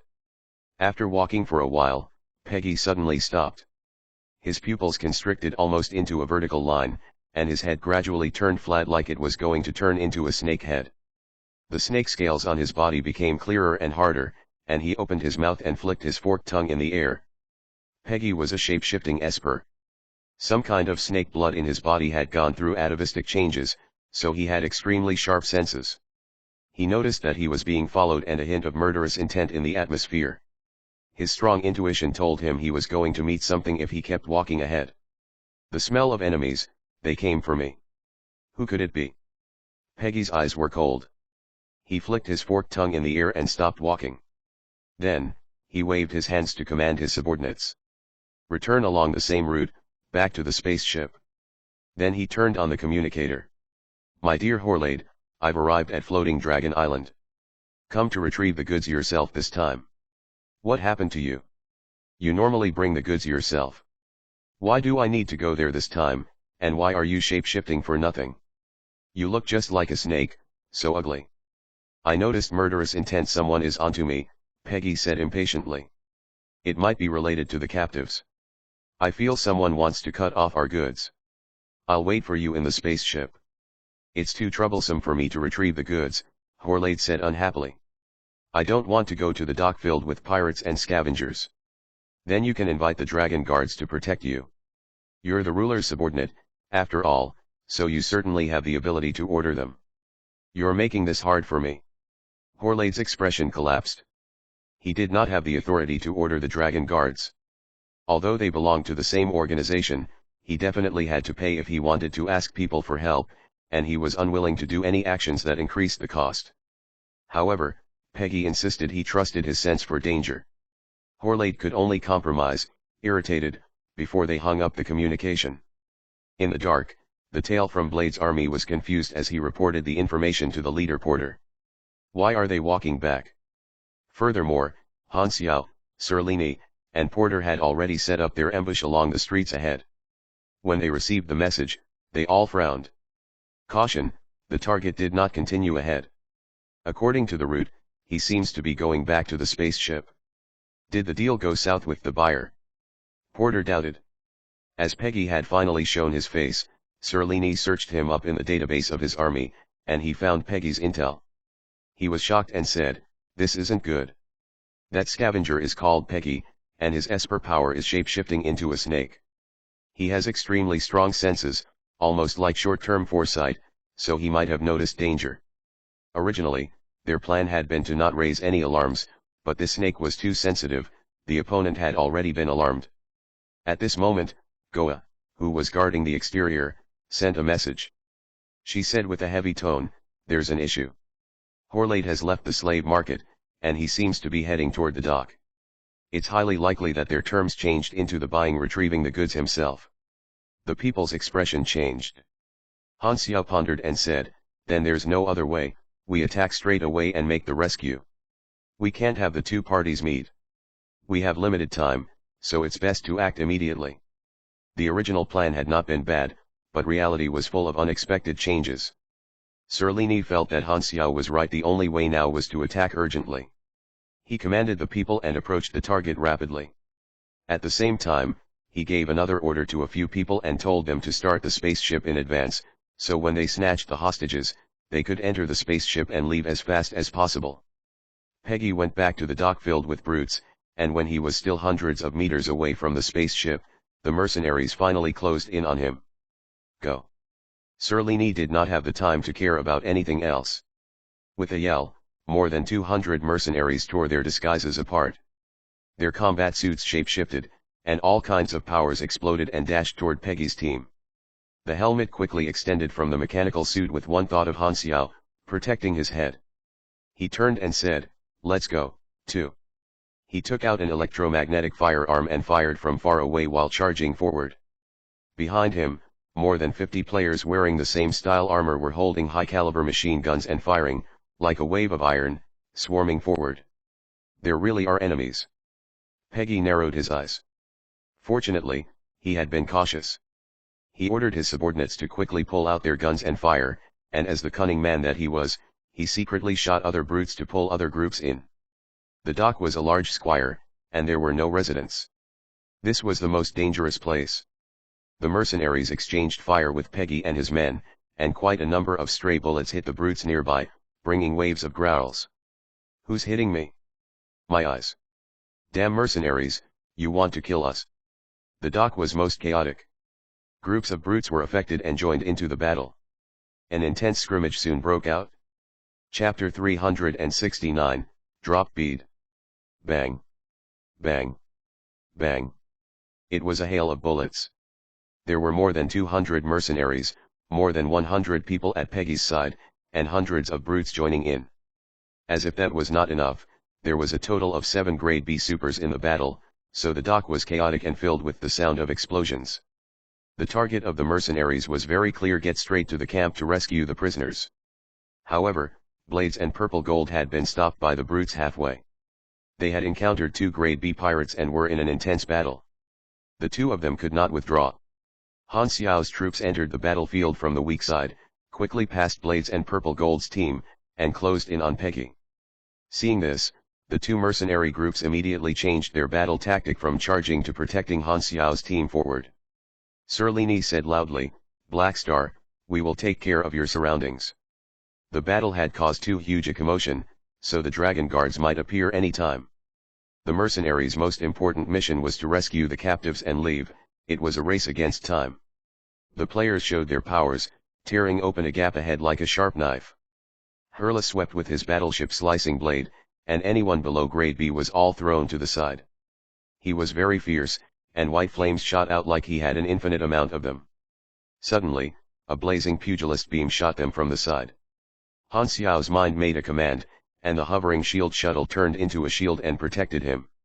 He was blown back more than a dozen meters, hitting a few brutes on the way. Not far away, a grade B pugilist pirate was attacking the Black Star mercenary group. "I'll deal with him, you continue ahead." Hurlus immediately turned and dashed toward this person. He reached out his hand and swept the battleship slicing blade, sending out a brilliant flash of light. Then, he entered an intense fight with that pirate, energy flames surging. All the strong enemies were stopped by his teammates, so Han Xiao could concentrate on the objective. Peggy's people were retreating to the spaceship, and there were only a few dozen meters left. They could board in less than 10 seconds, while there was still a wall made of brutes standing before Han Xiao. "No time to delay, I'll have to use an explosive method." Han Xiao's eyes turned firm. Blinding electric current burst from inside the mechanical suit, covering his entire body with electric snakes. He had activated Snake Devil. His attributes were doubled, and the enemies around him were blasted away.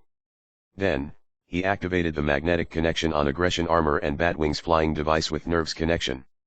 These 2 pieces of equipment flew out from the equipment boxes hovering in midair, rapidly assembling onto his body. With 2 modes both equipped, his speed rose steeply. Like a shovel, his arms flipped the enemies in front of him away, and he quickly charged into Peggy's team. Boom! A loud bang, instantly flipping many people over. Peggy's subordinates fell like wheat. The bullets that they fired lit up countless fire sparks on Han Xiao's armor, but they were all deflected. They could not penetrate Han Xiao's defenses. "You lot, don't fight, board the ship immediately." Peggy's body expanded, tearing his clothes apart, turning into a bright golden python more than a dozen meters long. His snake body tried to wrap around Han Xiao and stall Han Xiao all by himself. He just had to do it for a few seconds, and the dust would settle.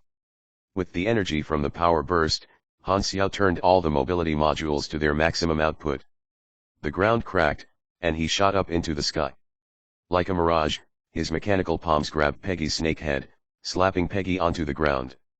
At the same time, the power structure of the exoskeleton was boosted, and the gear-turning speed soared. Amphiptera's biological muscles suddenly expanded, and a huge force flew into his arms. Bang! The snake head was crushed into the ground, and cracks spread out. The head was covered in exposed flesh and blood, and his body twitched rapidly. He was just a grade C shapeshifter. He could only be crushed when facing Han Xiao, not even lasting 1 second. Peggy was dizzy. Iron fists were seen in his snake eyes once again, and terror appeared in his eyes. His snake body disintegrated into tens of thousands of small snakes and spread out. This was a special way to use Peggy's shape-shifting Esper power, and his last rope to hang on to save his life. He had escaped many deadly crises by relying on this ability. Han Xiao's punch missed, and he saw the small snakes scattering in an instant, blending into the chaotic battlefield. He shook his head. His goal was to rescue the prisoners, so there was no time to waste. He had to put away the thought of chasing. He turned around and defeated Peggy's subordinates, snatching the metal boxes with the prisoners inside at a crucial moment. Peggy's scavengers lost their will to fight and scattered. Seeing this, the mercenaries of Blades and Purple Gold was rejoicing. Sir Lini said, "Send the people back to our spaceship immediately. Do not continue to fight. Withdraw from the battlefield quickly." Snatching the silvers meant that half of the mission was completed. They changed direction, aiming to return to the mercenary spaceships and leave floating Dragon Island immediately. The mercenaries turned from offensive to defensive, protecting the boxes of prisoners through the chaotic battlefield. At this time, 5 Dragon Guard flying devices appeared. Horlade was in the leading flying device. When Peggy was attacked, Horlade had immediately been informed. Knowing that the goods that he wanted had been cut off, Horlade had become very anxious. He had immediately spent some money and invited a Dragon Guard team captain that he knew, who picked him up the flying device and quickly dashed toward the dock. "Captain Thean, these mercenaries robbed the things I wanted. Don't let them escape." Horlade looked down on the battlefield and immediately saw the conspicuous mercenaries. He was gnashing his teeth in anger. Beside him was the Dragon Guard's small team captain Thean, wearing their uniform. Thean gave a faint smile and said, "Don't worry, just brutes causing trouble. No one can fight us on floating Dragon Island. All units, fire." The subordinates controlling the spaceship asked, "Captain, who are we attacking?" "Everyone." Thean waved casually. 5 flying devices fired toward the ground. The density of the golden laser was like heavy rain, pouring down and killing brutes one after another. The brutes fighting immediately fled. No one dared to fight back. Even grade B supers could only escape. The cannon fire followed like a shadow, chasing the mercenaries. Mercenaries were knocked down from time to time, and the Dragon Guards made a broadcast. "Everyone, listen. Stop running immediately. Surrender without resisting or die. *T, the Dragon Guards is involved. We're being targeted." Porter was furious. He could see the flying devices following right behind him, obviously targeting them. The good situation had taken a sharp turn downward. With the Dragon Guard's firepower, by the time they arrived at the spaceship, they would have suffered heavy casualties. At this time, a laser hit near the Black Star mercenary group, causing an explosion, and a few players were blasted away, including Li Ji. Li Ji was on the ground, his bum hurting. He was about to stand up when he suddenly caught a glimpse of a black bead on the floor. When Peggy shapeshifted and tore his clothes apart, the black bead that he had taken from the silver had also fallen out, rolling onto the battlefield. "What's this?" Li Ji picked up the black bead, and a notification popped up from the interface. "You have received an unknown item. Giving it to a special character will give you a very high reward, or you can take it to be identified." Unknown item. Should be something good. He just did not know where it came from. Li Ji's eyes flashed. He hid the bead secretly without informing anyone and went back to the team with a plain expression. Chapter 370, Sudden Change. Translator, Atlas Studios. Editor, Atlas Studios. "This team of Dragon Guards is together with Horlade," Goa hastily said in the communication channel. "Their target is the silvers as well." Sir Lini's expression was not looking good. If they surrendered, since the guards and Horlade had already made a deal, the silvers would still be taken away and given to the buyer, which meant that the rescue mission would have failed. If they did not surrender, the price of so many casualties would be too much for them to pay. He was in a dilemma, but the gunfire did not stop. He had no time to think. As long as the Dragon Guards can be kept under control, the problem will be solved, Han Xiao said in a low voice. This was what the others thought as well. Following his train of thought, Sir Lini yelled, "Are you crazy? Killing the Dragon Guards is the biggest crime there is here. In this territory, committing a crime and attacking the law enforcers were a completely different thing. With that beyond grade A boss here, even if these Dragon Guards were mostly normal people, they could do whatever they wanted to the brutes and the wanted criminals. I never said anything about killing or injuring. We have an ice mage here, she can freeze their flying devices." Not waiting for Sir Lini to respond, Goa brought the people and arrived at the dock. She immediately said, "I'm attacking." Without any delay, her eyes suddenly turned into snow-white color, and a magic symbol appeared on her forehead. She murmured the spell, and the magic ring on her pale white fingers was flashing. The magic energy in the air gathered, fused, condensed, and formed. The magic language was deconstructed and then reconstructed into the laws of nature, changing reality. Suddenly, a large amount of low-temperature water vapor appeared in the air. Frost spread out from under Goa's feet, extending all the way to near the flying device. 5 ice pillars rose from the ground and captured the flying devices like claws. The low temperature made the flying devices shut down. The flying devices continued to fly forward with their inertia, and the ice pillars extended with them, turning them into ice sculptures. The ice pillar became the bridge between the ground and the flying devices, freezing the 5 flying devices in midair. Goa was a grade B mage, so she had a very strong control. Although the flying devices were frozen, nothing was hurt or destroyed. The driver of the aircraft pressed around on the control panel in panic. "All systems are temporarily out of order, restarting," his so-called. Thean was furious.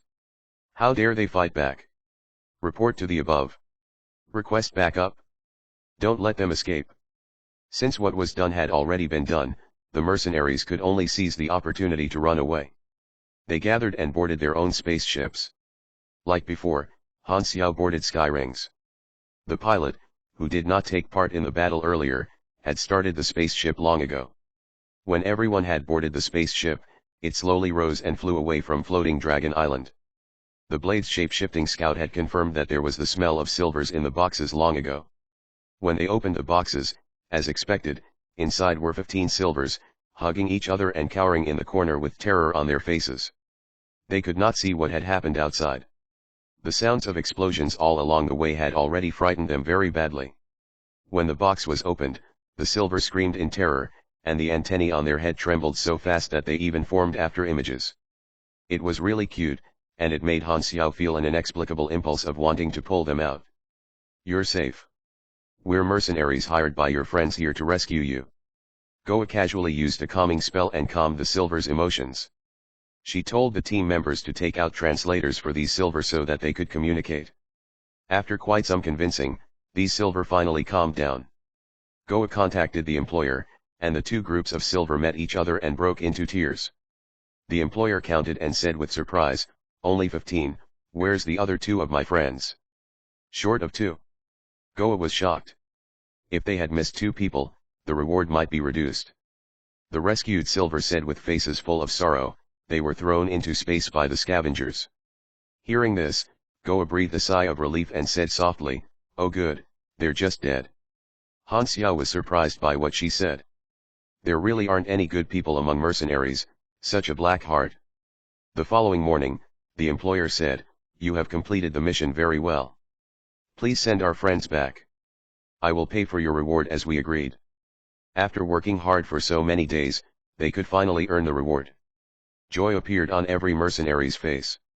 Knowing that he was about to get the last 2-class advancement of the compression technologies, Han Xiao was secretly excited. Boom! Suddenly, the spaceship trembled violently, and they almost fell down. The pilot said hastily, "SH*T, Floating Dragon Island has sent spaceships after us." Their expressions dropped. They came to the window and looked behind the spaceship. The 3 mercenary group spaceships had already left the Floating Dragon Island's man-made ecological hood and entered the space. They were gradually going further from the Floating Dragon Island. However, a few Floating Dragon Island spaceships had followed them out, chasing behind their spaceship and firing at them. Beams hit the shield one after another, making their ships tremble continuously. Thean had reported to the superiors with a lot of added components, saying that the mercenaries attacked the guards first and broke the rules. Hence, the Floating Dragon Island spaceships planned to chase them even to the edge of the universe. On the Floating Dragon Island's dock, groups of brutes were watching this ongoing chase. Floating Dragon Island wanted to make an example, expressing that anyone who disobeyed the rules would have to pay. "We only froze their aircrafts. What's the big deal?" Porter was raging. "Quickly activate the jump engine. As long as we enter the jumping state, they won't be able to chase us," Goa ordered loudly. The driver mercenaries controlled the spaceship and dodged the attacks the best he could, Cracks started to appear on the shield, but at the same time they were speeding up as well. The artificial intelligence sound echoed in the spaceship.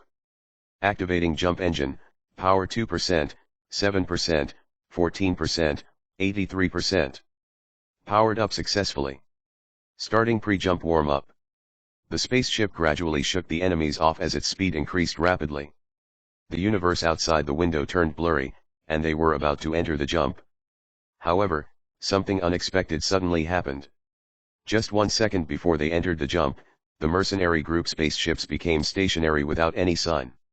All energy and inertia disappeared without a trace, and the mercenaries did not even feel any vibration. Suddenly, the air inside the spaceship started buzzing. It was like everywhere was filled with sound, turning into a horrifying wave of sounds, almost deafening. Not only did they started to wobble, they even fell onto the ground. You people attacked my adorable subordinates right in my house, and yet you want to leave this easily.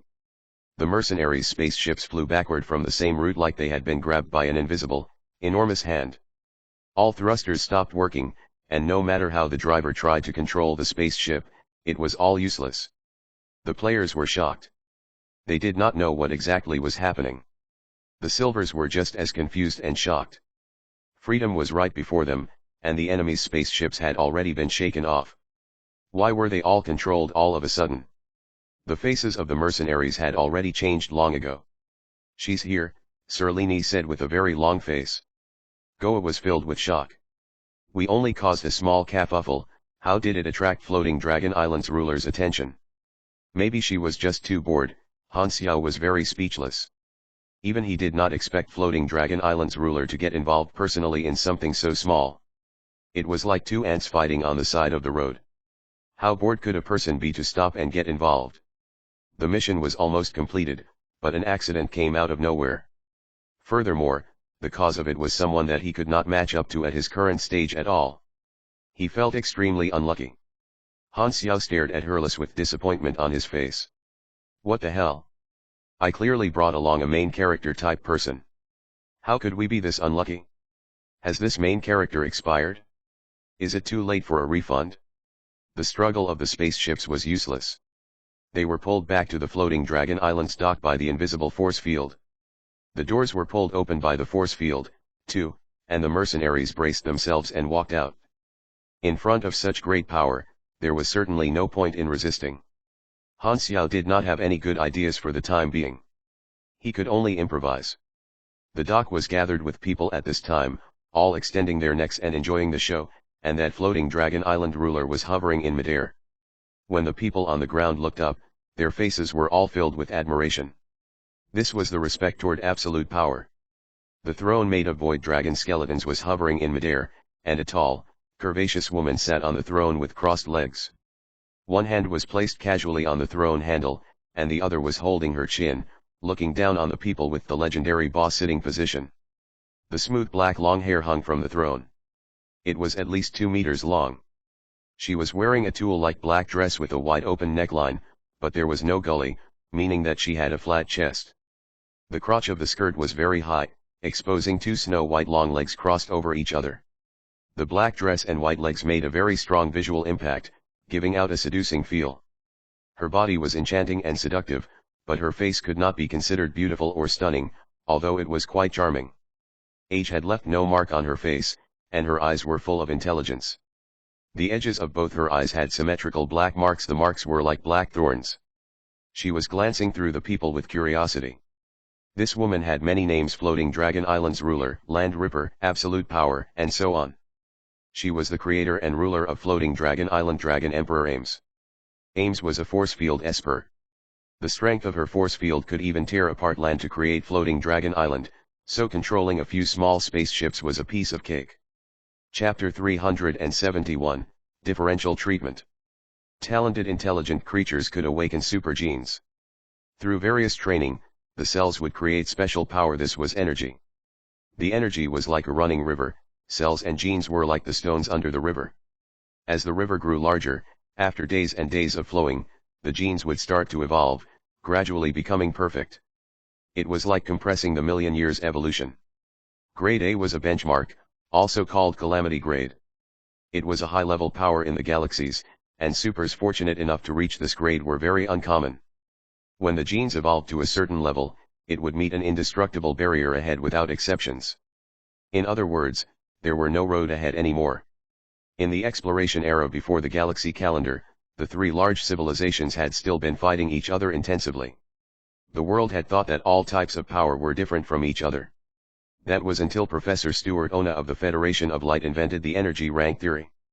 Only then did everyone know that energy was a similarity that all supers shared.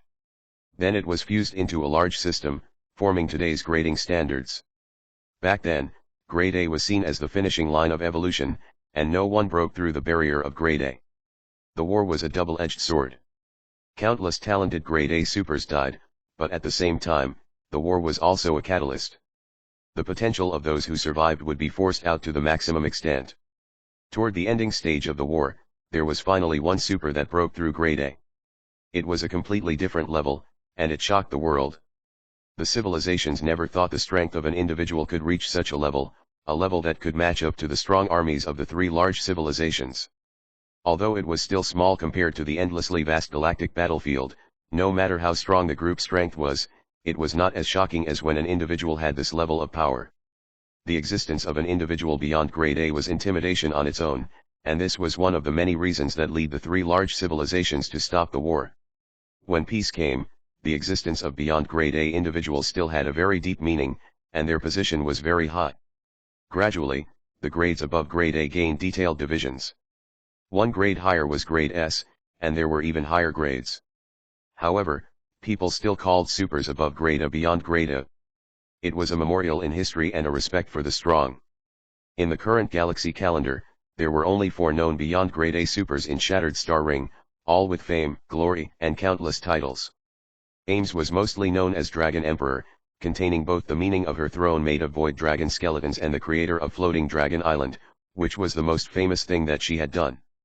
At this time, Ames was hovering in midair. Everyone on the dock felt pressure deep in their hearts. More dragon guards had arrived, surrounded the mercenaries, and pointed countless firearms at them. The members of the 3 large mercenary groups could not figure out Ames' attitude toward them. They were scared. The silver prisoners stood aside, and Ames knew roughly what had happened with just one look. She said with an interested tone, "Silvers. I see, so you're the mercenaries hired by Silvers." Her voice was not crisp at all. It was rather husky and magnetic instead. "Yes," Goa said, "Silvers were getting sold to Floating Dragon Island, so we chased here. We are very sorry for dealing accidental damages, but we hope you can let them go." She wanted to make a final attempt. She could only hope that Ames would forgive them for the sake of the Silvers, since the Silvers were universe royalties and had a very strong background. Ames only smiled faintly, completely not caring about the Silvers' status. This is the Shattered Star Ring, not the Sea of Star Spirits. Then, she controlled the throne and flew toward her residence in the heart of the floating island while leaving a sentence behind. "Bring all the mercenaries to me." The dragon guards brought everyone to the center of the floating dragon island, and the mercenaries had no choice but to follow. At least Ames did not kill them immediately, so there might still be hope. However, they did not lighten up at all.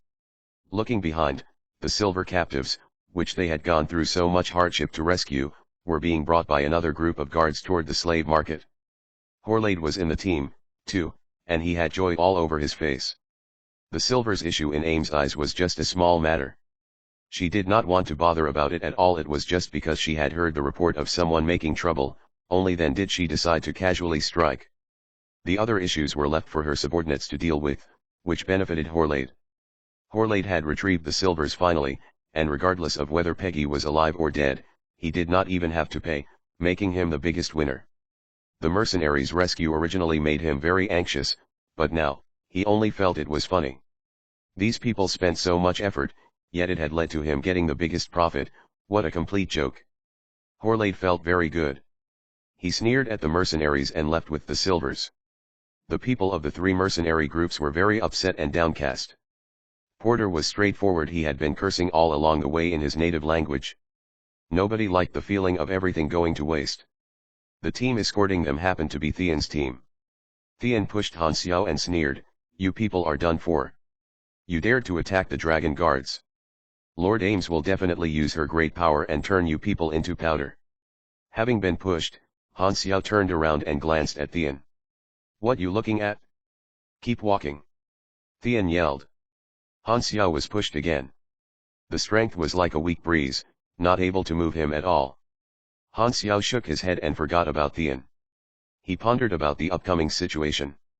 From what he knew about Ames, as long as her subordinates were not killed or hurt, there was a possibility to turn the situation around.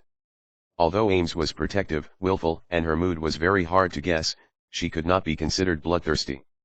The center of the floating dragon island was Ames' residence, a huge fortress-like palace with dragon bone decorations everywhere. They passed one room after another until they reached the luxurious hall, waiting to be dealt with. After some time, Ames floated in from the side gate of the hall. The throne stopped before them. She held her cheeks and said casually, "You attacked my subordinates. Although there was no injury or casualty, I need to punish you. Will's Ender, what's our rule?" Someone walked out from the side. He was almost like bamboo, making people worry that a slight wind would blow him away. He had a pair of horns on his head, red skin covered in lines, a tail, and bony wings behind his back. This was a hybrid as well, he had some kind of demon gene. This guy was called Will's Ender, the commander of the Dragon Guards and Ames' direct subordinate. He stepped out of the crowd, narrowed his eyes, and casually stroked his beard. "According to the rules, all who fight back will be executed." The people all became nervous. Ames nodded and said, "Then the people of Skyring, Blades, and Purple Gold shall be imprisoned. Tell their army captain to pay a ransom." "Ahem," Will's Ender coughed and said cautiously, "the rules say executed." "My words are the rules," Ames said coldly, showing her dominance. Feeling wronged, Will's Ender's eyes twitched. "Then why did you ask me?" With an innocent look on her face, Ames blinked. "I was just asking randomly." She basically did not do any management and had forgotten what rules she had set before. She only asked because she felt like it, and she changed it as she liked. She was indeed very willful. "Contact your captain and tell them to make the payment, then I will let you go." Ames had a bit of a relationship with the 3 large mercenary groups. She occasionally hired them to do some stuff. The 3 armies never asked money for it, and every time, the captain personally did the things for her, all to create a good relationship with her. As the saying went, don't slap someone with a smile. Ames did not want to make things difficult for the people of the 3 large mercenary groups. Hearing this, Goa, Serlini, and Porter heaved sighs of relief simultaneously. They did not know that Ames knew their captain, they only felt that they had escaped death. However, Ames turned to look at Han Xiao with a playful face and said, "Now it's your turn. If you have nothing much to say, I'll start attacking." Unlike the 3 large mercenary groups, this small mercenary group was a nobody. There was no need to give them special treatment. The atmosphere became tense, and the emotions of the 3 large mercenary groups changed. These mercenaries were not unaffected, they had fought alongside each other and had already made a connection with each other. They could not watch their comrades get killed in front of their eyes, and they all became anxious. The air around became stagnant, it was Ames' force field starting to gather. Oi! This differential treatment is way too obvious. Hurles felt like his bladder was shivering. Chapter 372, Getting Employed, 1. So, it has still come to this. Han Xiao had already thought up many scenarios on their way to. He had a certain understanding of Ames. The air of a powerful being revolved around her. With her level, most things that were unsolvable to most other people could be fixed with a snap of her fingers. However, she was not one to be fond of thinking, and she mostly just did whatever she wanted. If they could, who would not want to live life like her? The power that Ames possessed guaranteed her a free life. On the other hand, this also meant that she was not a very ambitious person. The other 4 powerful beings who had surpassed Class A had all built up their own factions, with Ames' forces being the most carefree. She basically did not care about managing her faction. Ames seemingly did not have any ambitions, so the other civilizations and major powers in the Shattered Star Ring left her to her own devices, as they did not want to get into conflict with this neutral party. The best way to deal with this kind of neutral character was to bait them with benefits. As long as they were treated kindly, and if could present to them with something of interest, then he most likely would not be in any serious danger in front of them. Han Xiao just so happened to have something that might just pique Ames' interest. As the force field slowly inched toward them and froze the air in the process, Han Xiao cleared his throat and said in a deep voice, "Please wait a moment, Your Excellency. I hope to offer a piece of information in exchange for the lives of myself and my group members. I believe that you will be interested in this." Ames lifted her finger, and the force field immediately stopped expanding, instead acting like a shapeless barrier that surrounded the group. Second Prince tried to poke at the barrier a few times and felt that the air just 20 centimeters away from the group had become rock solid. Ames remained silent and looked at Han Xiao with amused eyes, as if telling him to speak quickly. She was not fond of killing people, so she wanted to hear what this little mercenary had to say to save himself. One's struggle at the brink of death often made for the most entertaining show, and it might be able to cure her boredom for a short while. She did not care that these people were as good as formless ash in front of her and was willing to give her time to listen, just like how humans studied other animals. Han Xiao prepared for a bit and then started his performance. "It hasn't been long since I came to the Shattered Star Ring, and I have mostly stayed in the Ubaili hub. One day, I met a person on the street. He looked like your usual galaxy human and didn't seem to be too old. He was also dressed like an ordinary traveler. Just as we passed each other, he called out to me and said something made zero sense to me at the time." "What did he say?" hurried Hurless. He noticed that Ames was starting to yawn, seemingly losing interest in the story, and quickly tried to get Han Xiao to get into the main topic. Han Xiao coughed and continued. "I was completely confused back then, as I didn't know the man, let alone what he was talking about. But now, I finally got the meaning behind his words. Oh my god, man." Hurless gritted his teeth. They were already at the point where they could almost see the Reaper's scythe on their necks, yet he was still trying to act dramatic. He still had a planet to save. He could not die there. He said, "When you meet Ames, tell her to stop waiting. I still don't want to see her." Bang. The force field collapsed instantly, knocking the surrounding people out of the room before they slammed back onto the ground. They were still grimacing from the pain when they saw Ames lazily getting up from her throne. However, her face was no longer expressionless and was instead filled with both joy and anger. It was like she had finally received the news that she was waiting for, but it turned out to be bad news. The people present were shocked as they did not know what could cause someone as powerful as her to suddenly lose control of her emotions and power. Ames slowly floated down to the ground, and her black hair cascaded down to her legs. She stepped onto the warm and bony ground surface with her bare feet and slowly walked toward Han Xiao, with her power blasting out at maximum. She then questioned threateningly, "What did that person look like?" The lower-ranked dragon guards were all knocked out by the force field's collapse and were struggling to get back up on their feet even after they have recovered their senses. Han Xiao had to let out a deep breath to calm his nerves. Ames approached him with such a tremendous pressure around her that it was as if she could use the Conqueror's Haki one. It was difficult to just open his mouth. "I don't remember the details, but he looked like a poor person with messy hair, and he didn't appear to be different from the average passerby. Oh, I remember. The most notable thing about him were his eyes. His pupils were sort of shining, like..." He pretended to be unsure about it, as if the word was stuck on the tip of his tongue. "His eyes are dark like the emptiness of space, while his pupils are like a bright star in the endless darkness, lighting up the whole universe despite its flickering light." "Is that what you mean?" asked Ames. Yes, yes, yes. That's it?" Han Xiao could finally let out a deep breath. Ames must have thought about the person that he wanted her to think about it. The situation was under control. Ames seemed to dwell in her memories as she murmured to herself, "Why don't you want to see me? Does our promise mean nothing? Didn't you agree to find me again when I became a big name in space?" The guard captain, Wills Ender, was shocked. He had never seen the side of his boss. It was as if she had become an abandoned teenage girl in love, and he could hardly take it. Ames was like a goddess in his heart. Strong, beautiful, and mysterious. He had been moved to his core the first time he saw her, and he had decided to give up on developing his own faction to instead work under her out of respect for her. He had stayed under her wing ever since, managing this absurd dumpster fire day after day. Yes, he was secretly in love with his boss. This was also his motivation for doing his work.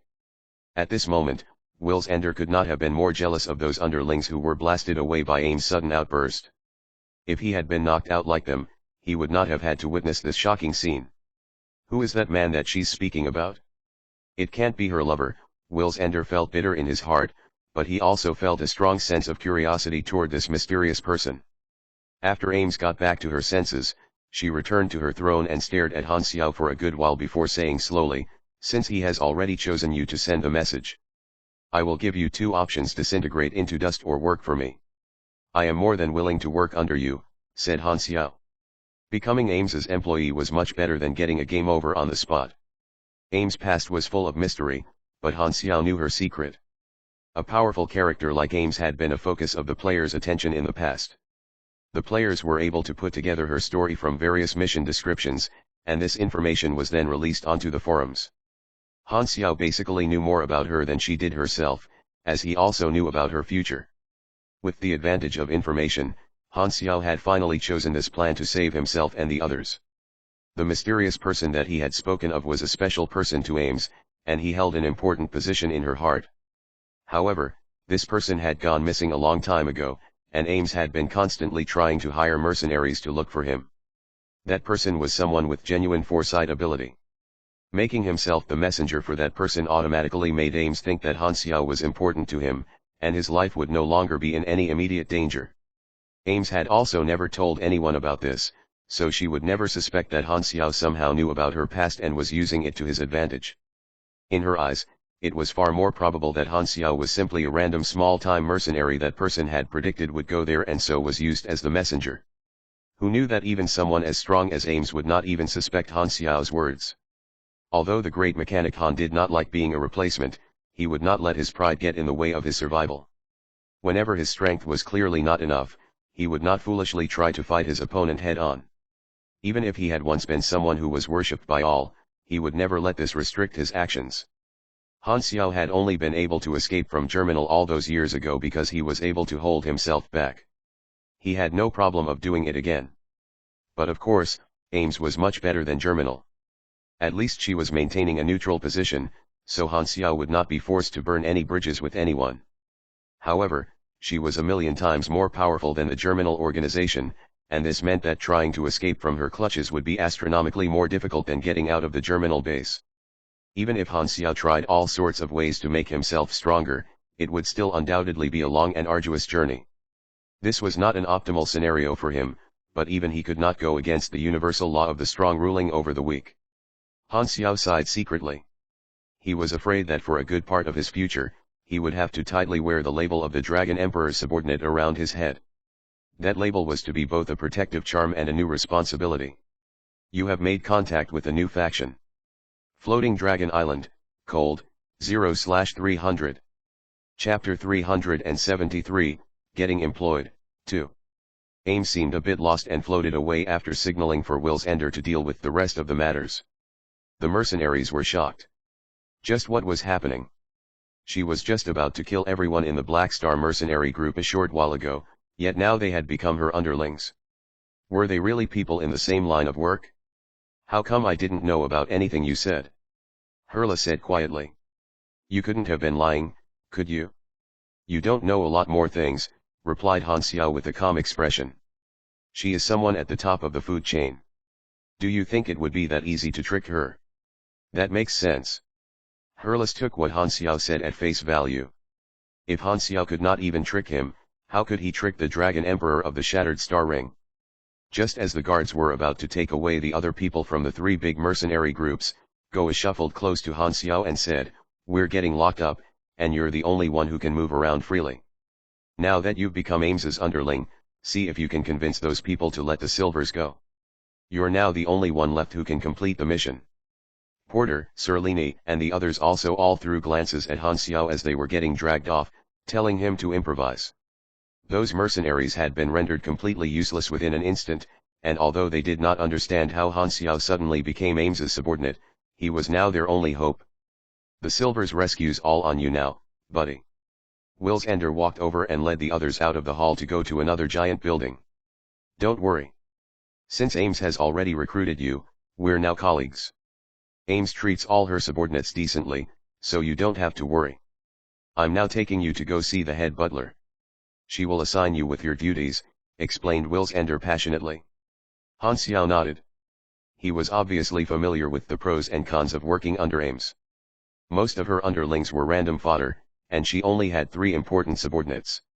The first was the head butler, who was also her cousin. The second was Floating Dragon Island's logistics manager and a skilled mechanic. The last was Will's Ender. Although he seemed like quite a pushover right now, he had once been a big-name pirate who roamed the stars. The 3 each took care of their own jobs and were Ames's trusted people. Some called them the Dragon Guard Trio. Most of the players in the past who came to Floating Dragon Island received missions from these 3. Han Xiao went back and forth with Will's Ender for a while to get close to him. He had a certain understanding of Will's Ender and was able to quickly get on the latter's good side. After chatting for a while, Will's Ender could not hold back his curiosity any longer and held Han Xiao's shoulder as he asked, "Hey, Black Star. The person you were talking about earlier. What's his relationship with Ames? I've only met each of them once. How would I know?" Han Xiao's eyebrows rose up as if they sensed something. "It seems like you have feelings for Ames." Will's Ender did not become awkward at all upon hearing the remark and instead laughed aloud. "Haha. Although she has never answered my pursuits, my handsome appearance and bravery will surely be able to win her over sooner or later." Handsome. Han Xiao carefully scanned the other person. "If we go back the demon tribe's standards, then maybe your looks would at least be considered to be normal." In truth, that person was not Ames' lover or anything of the sort. That person was her teacher. In the player's eyes, that person was an extremely mysterious traveling merchant. Chance encounters with him could give them the opportunity to buy unique items off of him, and they might even be able to trigger some legendary quest line. That person actually did not want to meet Ames, so Han Xiao was not really lying to her. He even let her know about this news earlier so that she did not have to continue waiting for him all that time. Ames' past was clouded in mystery, but it was not because she came from some extraordinary background. She had originally been a very normal girl. She had been abandoned by her family at a very young age and taken in by her teacher. She had then awakened her powers and built her foundations as an esper under her teacher's wing. These two went way back, and the teacher had left her with a promise before leaving for an unknown reason to find her again once she had made her name known throughout space. However, after she had rose up to her current heights, her teacher was still no way to be seen, giving Han Xiao chance to pull the earlier trick. They arrived at a tall building. It was the administrative center of Floating Dragon Island in name and was there for people to conduct their daily business. When the group arrived at the rooftop, they saw a large office with 10 or so assistants working their asterisks off inside. The head butler was giving out documents behind a table. Ames' cousin had the appearance of an ordinary woman and was Ames' close friend. "Jenny, these are the new recruits. See if you got any jobs for them," said Will's Ender the moment that he walked into the room. Head butler Jenny did not even look up at and continued to deal with the documents. "Name, power." Her words came out so fast, as if she did not even have a second to spare. "Black Star, mechanic, grade B." Han Xiao and the players each stated their basic information. Right after they finished, Jenny said, "Black Star, go report to the logistics manager. They're in need of a new skilled mechanic there. The others will all join the guards. Your information has already been registered. Uniforms and badges will be given to you in 2 days." The players had become part of the guards, while he became a logistics worker. His mechanic skills just so happened to be good enough for the manager. He did not mind this arrangement, and the officer feature of the faction interface could finally be put to good use now that he was splitting up with the players. After they left the hall, Han Xiao said in a quiet voice, "Hurless, you will be the temporary leader of the other members. Protect them and make sure that they don't cause any trouble." "I know." Hurless nodded. "You be careful, too. Having Hurless as the leader should decrease the chances of the players doing something stupid in his absence." However, aside from the few idiotic players, most of these pro players could handle themselves well enough. Although they were slightly shocked by the sudden turn of events, they trusted Han Xiao and would take things one step at a time. "Haha. I'll keep an eye on your team. They will get to form a squad of their own. Should be no worries, man. I'll try to make sure they don't get themselves into too much trouble. Keep them breathing, at least." Although Will's Ender did not look the type, he was actually a very easygoing person. Han Xiao had also been able to get on his good side from their earlier conversation, and so he was willing to lend a hand to help. Floating Dragon Island's logistics work mainly included the repair and maintenance of the device that kept the floating island afloat. Han Xiao went alone to the logistics department and was met with a massive high-tech garage. This department had the lowest number of people compared to the other two on the island. As Han Xiao stepped through the door, he saw a six-armed, human-sized, two-legged insect walk up to him. What was interesting was that this creature had a mechanic's uniform on. "You must be Black Star. Welcome. We're currently very short-handed right now, and it's nice that we finally got a new mechanic." This arthropod was the logistics manager. Its species could only make clicking noises when they spoke, and the special communicator that he wore turned that voice into that of an old man's. His translated name was Hire. Hire was a very high-level mechanic who had been working for Ames for a long time.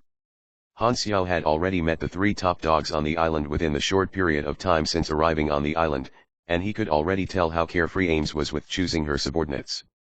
The head butler was her cousin, Jenny, the guard captain Wills Ender was of Demon tribe and even used to be a pirate, the logistics manager was an arthropod. "Our work includes maintaining the island's boosters, anti-gravity device, life-sustaining device, and mineral collector. We also sometimes create and repair spaceships." Although Hire had a scary appearance, he was actually very kind and took Han Xiao on a short tour around the logistics department after his short explanation. After learning about his work, Han Xiao was pleasantly surprised. Logistics work could actually be quite beneficial to him, and he did not even have to work that hard. With the interface, he could create a lot more blueprints from doing all the repairing and maintenance. Moreover, the logistics department did not really set any strict rules or regulations on its employees, so many spent their free time working on their own machines. Although this was never explicitly stated, it seemed like they could also use the rare and unique materials on this island for themselves, such as the void dragon skeletons. After the standard introductory procedure, Han Xiao officially became one of them. For the next few days, he followed Hire to familiarize himself with the work on the island. He was quickly accepted as another member in the department. The players were also faring quite well on their end. Most of the other dragon guards were normal people, and they did not dare cause trouble with the team of supers led by Hurlis. After being dispatched on and completing a few missions, they slowly transformed from random outsiders into the enforcers on the island. In the slave market, Horlade was very excited when he found that the silvers had been captured. He had been trying to find a client for these past few days. Many buyers had secretly offered him their prices, but he was not happy with all of them and was still in the middle of the bargaining stage. That day, Horlade received a communication request from the base. "Haha. You're still alive." Horlade made fun of the caller. "I almost died." Peggy had a raspy voice. He had nearly kicked the bucket after getting beaten up badly by Han Xiao and barely made it out alive and back onto his ship. He wanted his money. "The silvers have already been handed to you. Where are you going to hand me my pay?" "What pay? What do you mean?" Peggy frowned. "Are you not planning on paying me?" No. You need to understand something. Your cargo was taken away by the mercenaries," Horlade slowly reasoned. "I had to work to get them back. Why would I pay you money?" Peggy had an ugly face as he switched off the communicator. Filthy merchant. The silvers were a super valuable cargo. He knew that he had no way of dealing with Horlade. He was the one who had gotten beaten up and lost the cargo. Nothing could be done no matter how mad he got. A criminal lived by the code of the survival of the fittest, and even he could not do anything about Horlade breaking their promise. That bunch of stupid mercenaries. Compared to Horlade, the mercenaries were the biggest reason that he had failed so badly. He hated them to his bones and gritted his teeth as he smashed apart the communicator with his palm. Just as Peggy was getting angry all by himself, an ordinary-looking spaceship docked next to him. "Entropy, we're here." Chapter 374, Your friend Darkstar is now online. This spaceship had specially been dispatched for a mission by Darkstar, and it had been re-outfitted to look like a normal traveler ship. A group of people walked off the ship and stepped onto the floating Dragon Island's docks. The savage inhabitants of the island who were at the docks glared at these seemingly unsuspecting common travelers. The Darkstar people kept their heads low and headed into town. After making several twists and turns in the streets, just as they were about to pass by the alleyway between two houses, a muscle man walked in front of them and blocked their path. A group of brutes also appeared from behind them, pincering them. "This isn't the kind of place that ordinary people should visit. I suggest you guys pay up for that advice," The pirate who acted as the leader of the ambusher said this as he calmly pointed his gun at the newcomer's leader. The other pirates also smiled creepily. However, their leader failed to make any more sounds after that sentence, and they started to feel like it was odd. One of the lackeys lightly shook the leader's shoulder, and suddenly, the leader's head came rolling off and fell onto the ground. His clothes also fell onto the floor, and black-colored dust wafted off them. The pirates' hesitation instantly changed into fear, and they turned to run. However, they could not get very far before they all disintegrated into dust particles, leaving piles of clothing on the floor. The Dark Star's people could not even be bothered to spare another glance before they quickly went on their way as if they had long become used to the scene. This was their captain's ability, Ember. The ability could, to an extent, control carbon molecules, making it a huge control to all carbon-based organisms. As long as his enemies had even a speck of carbon molecules in their bodies, he could deal some devastating true damage to them with the thought of his mind. Even energy-protected supers would be dealt with heavy damage by this ability. His Esper Power's potential rating was an A+. Entropy was a member in Darkstar's plan to nurture a new generation of trump cards. The information in the secret message bead had been bought from a research organization in another part of space at a very high price. Darkstar had already been working with the other group for many years, and this time, they each sent disguised parties, the carriers, of mixed species and races that coincidentally came to the Shattered Star Ring to do business. The Silvers were responsible for transporting the goods this time, but they got into an accident, and both the carrier and the secret message bead were lost. This team was specifically dispatched the lost secret message bead. Entropy brought his group to a hideout to rest. There were anti-detection devices already prepared in the room for them. He then sent out some of his men to search for information. The men returned before long, and the whole group gathered in the room for a meeting. We got the info. The Silvers are confined in a local slave market. We have already marked the location on the map. We should now try to get in contact with the carrier. So, what's the plan? Do we raid the slave market and rescue the carrier directly? Only saving the Silvers would be too suspicious. If we're going to do it, we should break all the slaves out.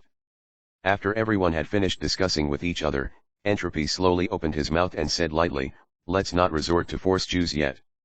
We are, after all, in the Dragon Emperor's territory. I will go look for the slave market people and try to buy the Silvers back." Beside a large mineral burrowing device on floating Dragon Island stood Han Xiao.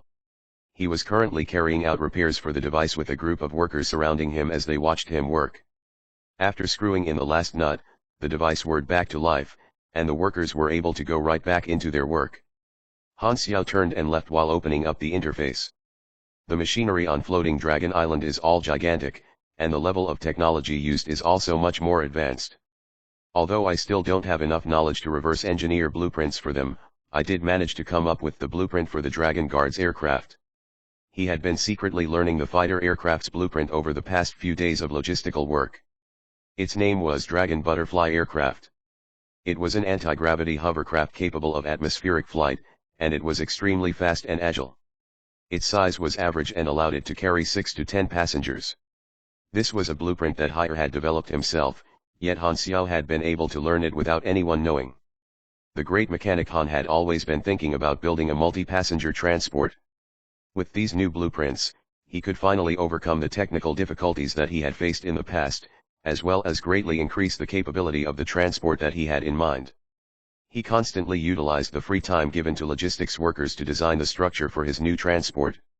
After he returned to his personal garage, Han Xiao was faced with a giant sphere-shaped machine that was hung up in the middle of the room by several chains. His manufacturing speed had increased several folds recently in part due to the instant deconstruction and assembly ability that he had obtained from the Silvers. He had already put in 10 potential points to max this ability out. The best part of working for the logistics department was that he had mountains of raw materials that he could use whenever he wanted. He did not even have to care about production costs. However, only Hire was allowed to use the more valuable materials, such as the Void Dragon's bones. Han Xiao was incredibly envious about this. Void Dragon's bones were unbelievably hard, and even on their own, they were harder than all types alloys that he could currently produce. One of the more advanced blueprints for a higher-level battle suit required Void Dragon bones as the material for its core. That suit was even stronger than Amphiptera without the bones, and being imbued with the Void Dragon's special power made it several times stronger than Amphiptera. That blueprint was not too hard to learn and could be obtained as long as one had the necessary knowledge.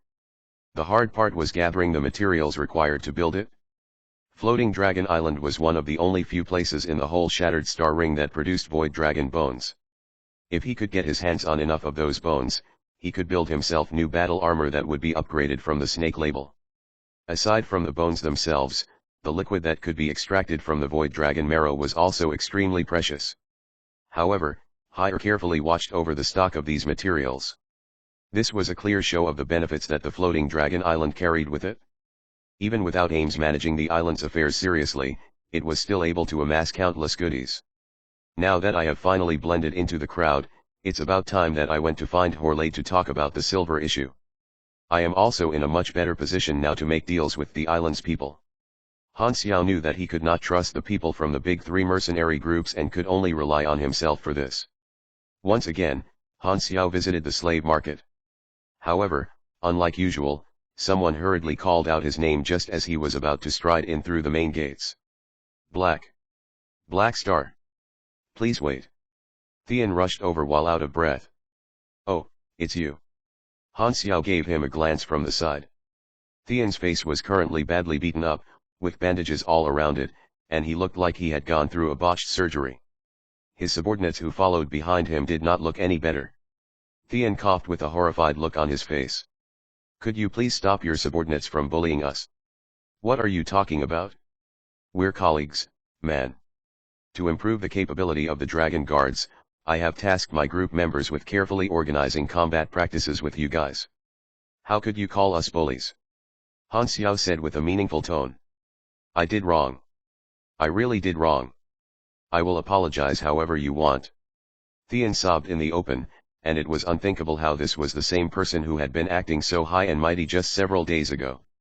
Thean's pride came from the sole fact that he was part of the guards, and he had thought that he could look down on all the foreign visitors of the island.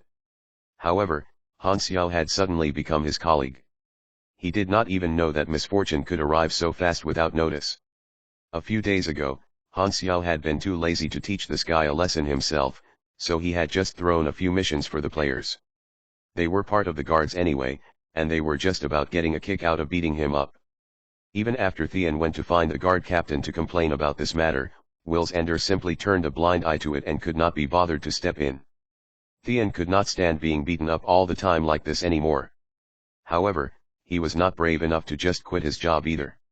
He was like an ant on a flaming hot pan and had been waiting for Technician Han every day over the past few days. Haha, why are you apologizing? Han Xiao said cheerfully. You were only following orders and didn't do anything wrong. How can I get you to forgive me? Said Thean with tears and snot all over his face. If he had known that this would happen, he never would have acted so unreserved like he did before. There's a saying that one's well-being is invaluable. How much do you think your well-being is worth? Han Xiao's smile turned to a wicked one all of a sudden. Thean felt his body shudder at that sight, and he said through gritted teeth, 1,000. The great mechanic Han was shocked and let out a gasp. You price yourself that low? Then it's 1,500. Han Xiao shook his head and clicked his tongue. Looks like my friends need to help you establish a sense of self-worth. 2,000. That's all I have in my account. It's my savings over all the years. I'm begging you, please. I only have this much. Sigh. Let's just consider it as me giving you a discount. Too bad I'm just this kind-hearted, right? Han Xiao then took out his communicator and pulled up the transaction menu before swiping his eyes over Thean's underlings and chuckled. How about you guys? His smile was basically that of the devils to the group of people. They were all horrified and made the transfers without a second word. After hearing the sound of the successful transaction, Thean felt his soul leave his body. Not only did he lose the portion of the money that Horlade had secretly paid him earlier to get him to act, he had also lost most of his life savings. Han Xiao was all smiles and sunshine once more when his purse was filled up with the 34,000 inaz from the guards. He swung his arms around as he turned and entered the slave market. Thean's team receiving the money in secret was one of the main reasons that the mercenaries' rescue operation had failed right at the end. It was not Han Xiao's style to just get a little revenge when he could. He would take back what he had lost because of Thean with full interest. After he entered the slave market, he was led to Horlade's office by the workers. Horlade's face scrunched up into a smile as he welcomed Han Xiao passionately. "Take a seat. Would you like anything to drink?" "Don't bother.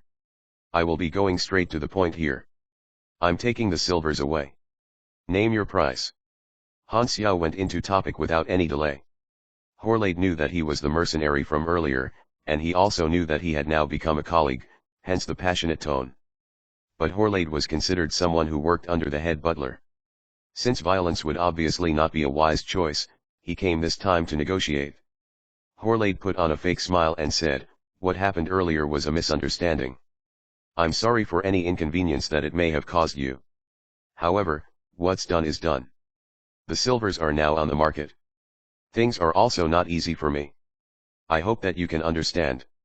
Han Xiao raised an eyebrow, as he smelled the smell of someone in the same line of business as himself. "Don't bullsh T, you already have a plan." Horlade chuckled. "I've heard that your client cares a lot about their own. I believe that they will be very generous with opening up their purse. How about this? You help me convince them about the deal, and I will give you 10% of the transaction fee." "How much are you planning to ask for?" asked Han Xiao. 200,000 per person. Horlade raised up a single finger while smiling creepily. This price was, without a doubt, ridiculous. It was several times more than the market price. It was obvious then that the silver client was the prey that Horlade had laid his eyes on. Chapter 375, Customers First. Han Xiao squinted and stared at Horlade without saying anything. After a while, Han Xiao shook his head and said, "I won't help you to persuade them. Keep the money." Horlade was surprised. "Why? Everything has rules." Although the reason Han Xiao became a mercenary was to earn cash, since he had already started this job, he would follow the rules in the industry. He had strong morals, as betraying the employer was the worst crime that one could commit. Thus, he declined Horlade's offer to trick his employer. "Don't you want to earn money? That's the reason you choose to be a mercenary, right? 15 people could sell 3 million in as. Let's say if you only get 10%, that's still a lot of money that you can't earn while serving others. Because I'm your colleague, that's why I decided to share some of the benefit to compensate the reward you lost after your mercenary group failed the mission. Do you really want to let go of this opportunity?" Horlade asked as he shrugged. "Sorry, my creed is honorable. I don't do shady business." Han Xiao was not lured by the amount of cash. He did not want to follow Horlade's intent. He wanted to have an image of being trustworthy. Moreover, he had accepted the mission from the silver, however, it was not for money but to earn knowledge. On top of that, the mission still had to depend on whether or not the silver would reach an agreement on the negotiation. If they did, then what was the need for mercenaries? Han Xiao would not get any reward. Horlade made a duck face. "All up to you. I will talk with your boss myself." Han Xiao took out the communicator and called the employer. The face of the silver showed up on the screen. The silver was surprised when they saw Han Xiao. After thinking for a while, they finally remembered that Han Xiao was one of their mercenaries. They asked in confusion, "Why did you call us? Where are the guys from Skyring?" "Oh right, where you are now. When are you coming back?" Han Xiao shook his head. "There have been some accidents. We got attacked, and the hostages were sent to the slave market. The people from Skyring, Blades, and Purple Gold have all been captured, so I am in charge of the mission now. I found the manager of the slave market, and he wants to negotiate with you." He, your comrades are in my hands." Horlade straightened his clothes, and he started to list his demands. The silver raged. "That's too expensive. We can't accept that price." "Sorry, you are in no position to talk back," Horlade said back in a deep and firm voice. The hostages were in his hands, and he was confident that the silver wouldn't abandon their people. 3 million in as was a lot, but the silver's pockets was deep enough, so they could still squeeze enough money. "We'll need time to discuss." The silver ground his teeth, but he could not reject the offer. "Call me after you reach a conclusion, but there is a time limit. A lot of our dear customers really want to buy your friends, so you are not the only buyer," Horlade threatened. Han Xiao turned off his communicator and left without any expression. Horlade wanted to wave, but he did not move an inch, sitting on his chair. As Han Xiao stepped outside of the door, a man wearing a mask was trying to get into the room. They brushed past each other's shoulders, and time froze at that moment. Han Xiao's hair all stood up, and he felt something sharp pointing on his forehead. Both of them looked at each other as if they exchanged punches. The scene froze in place, the environment all lost its color, and only their eyes were visible. The next second, color and sound broke the ice. They acted like nothing happened and kept on walking. After several steps, Han Xiao looked back at the man. With greater power, he also had a better sense on the outside world. He felt endangered after getting close to a powerful being, and that was the feeling that the man in the mask gave Han Xiao. It was not only strength, but the aura of the man hinted at the smell of blood of the dead. Only people with strong senses could notice this detail. Han Xiao's instinct told him that the masked man was also here for the silver. I wonder where he is from. Han Xiao shook his hand and contacted the employer. The silver was upset. Why are the ones rescuing captured? Now what? Do we have to pay the money? Don't rush to a decision, Han Xiao replied. It seems that the hostages are still safe. I will think of another way. Okay. Remember, you must prioritize their safety. After the call ended, Han Xiao grabbed his hair and felt a headache coming on. What should I do? The hostages are all with Horlade. Right now, I am a member of Floating Dragon Island, so I can't draw attention. There's only one way to force Horlade to give up the hostage. I need to persuade Jenny and Ames. He suddenly had an idea and hurried to formulate this plan. At the same time, Ember, the masked man, also went to try and buy the silver. How much are you offering? Horlade asked. 50,000 per person. Horlade shook his head and seemed disinterested. Ember frowned. This price is already 50% more than the original price. Why are you still refusing? There's someone who's paying more, Horlade replied. 70,000, Ember added. Horlade still shook his head. 100,000. That's my final offer. Not enough. Then how much do you want? Entropy was patient. Horlade laughed. The generous buyer is offering 210,000 per person. Of course, the deal is not yet settled. But, if you are able to pay more than 200,000, then that fact might change. Okay. I will think about it. Entropy nodded and left the slave market. Leader, how's the negotiation? His team member asked. Entropy took off his mask and calmly said, change of plans. We will take the hostages by force. Darkstar had the money to pay, but it was not worth it. Even if they settled on the price, there was a chance that the manager would increase the price again. And what kind of organization was Darkstar? They were the bad guys. If they obeyed such orders, what would happen to their dignity as villains? On the planet of the Fong Galaxy, there was conflict among the Silvers. They have already named a price. What are we waiting for? Let's get the money. Wait a second. This whole thing looks sketchy. Did the mercenaries work together with the slave market managers to scam us? Everyone in Shattered Star Ring is a greedy goblin. We need to prepare for this possibility, someone in the group said. In the end, safety comes first. Skyring, Blades, and Purple Gold have all fallen, so how can we trust this Black Star group? If they push over their limit and try to be heroes, they might bring more danger to the hostages. Let's just give the money. What if they don't release the hostages after we meet their demands? One man said in worry. After some chaotic discussion, in the end, the captain stayed calm and made the decision. The reason they failed last time was because they were outnumbered. I am going to trust them one last time.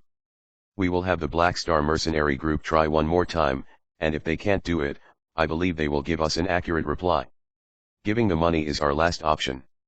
A team of players rode an aircraft and scouted around an area. Li Ji was on the aircraft. He dodged out of everyone's sight and took out the secret message bead. What is this thing? Li Ji mumbled to himself. The instructions say that there will be a bonus reward if I give this to a specific person, but there is no hint on who the person may be. I do have to activate it myself. Li Ji had a lot of experience in gaming. With items that did not have clear instructions, the player would have to take the initiative and show this item to different NPCs. If an NPC reacted differently compared to the rest, That should be the specific character. Let's do this. Li Ji made up his mind. Chapter 376, Steel Body. Goa, Serlini, and Porter's teams were all locked inside the floating dragon prison. They contacted their respective leaders and paid the bail. They could not leave before the higher officers went to pick them up and apologize. During the time of imprisonment, everyone was disconnected from the outside world.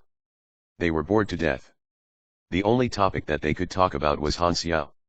I wonder if Black Star saved the silvers, Porter muttered. Even though Black Star is working for Ames, what can he do? There's no way he'll be able to save them. Serlini was pessimistic about the situation. He shook his hand. Well, I can't blame him. If I was in his situation, I wouldn't be able to do anything either. On top of that, he is with Floating Dragon. We can't be sure whether he will still be a mercenary or not. We have already asked him for this favor. Let's just trust him. Goa frowned. Serlini was frustrated.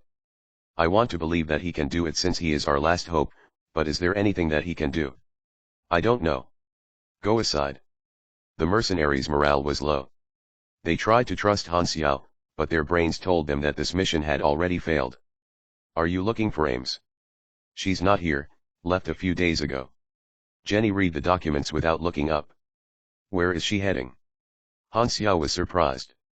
Ames always stayed on Floating Dragon Island. She said she was in a bad mood, so she wanted to fight someone, Jenny replied with a cold voice like a businessman.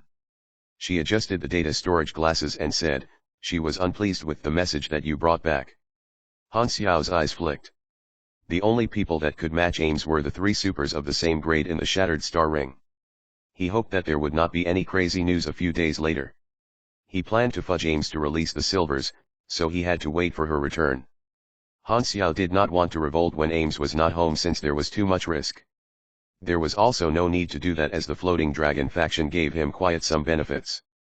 Head butler Jenny was tough unlike Ames, and Han Xiao barely even considered persuading her. Since Ames is not present, according to the management rules, I am temporarily the highest officer, Jenny said.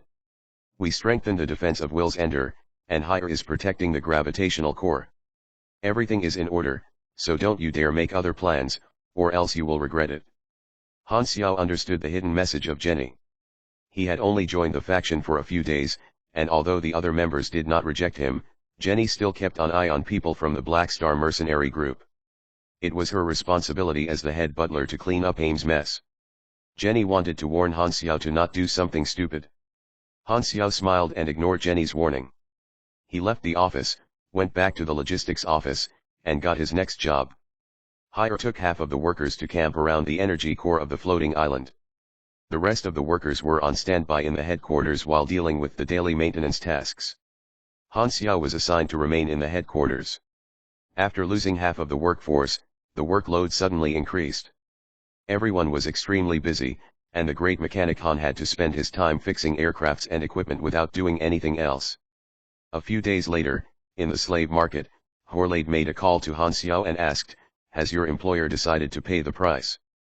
"Not yet," Han Xiao answered while fixing a burro collector. "Hey, don't waste my time. Tell them that I will only wait 3 more days, or else I will sell to other buyers." Horlade was pissed and hung up the call right after he finished his sentence.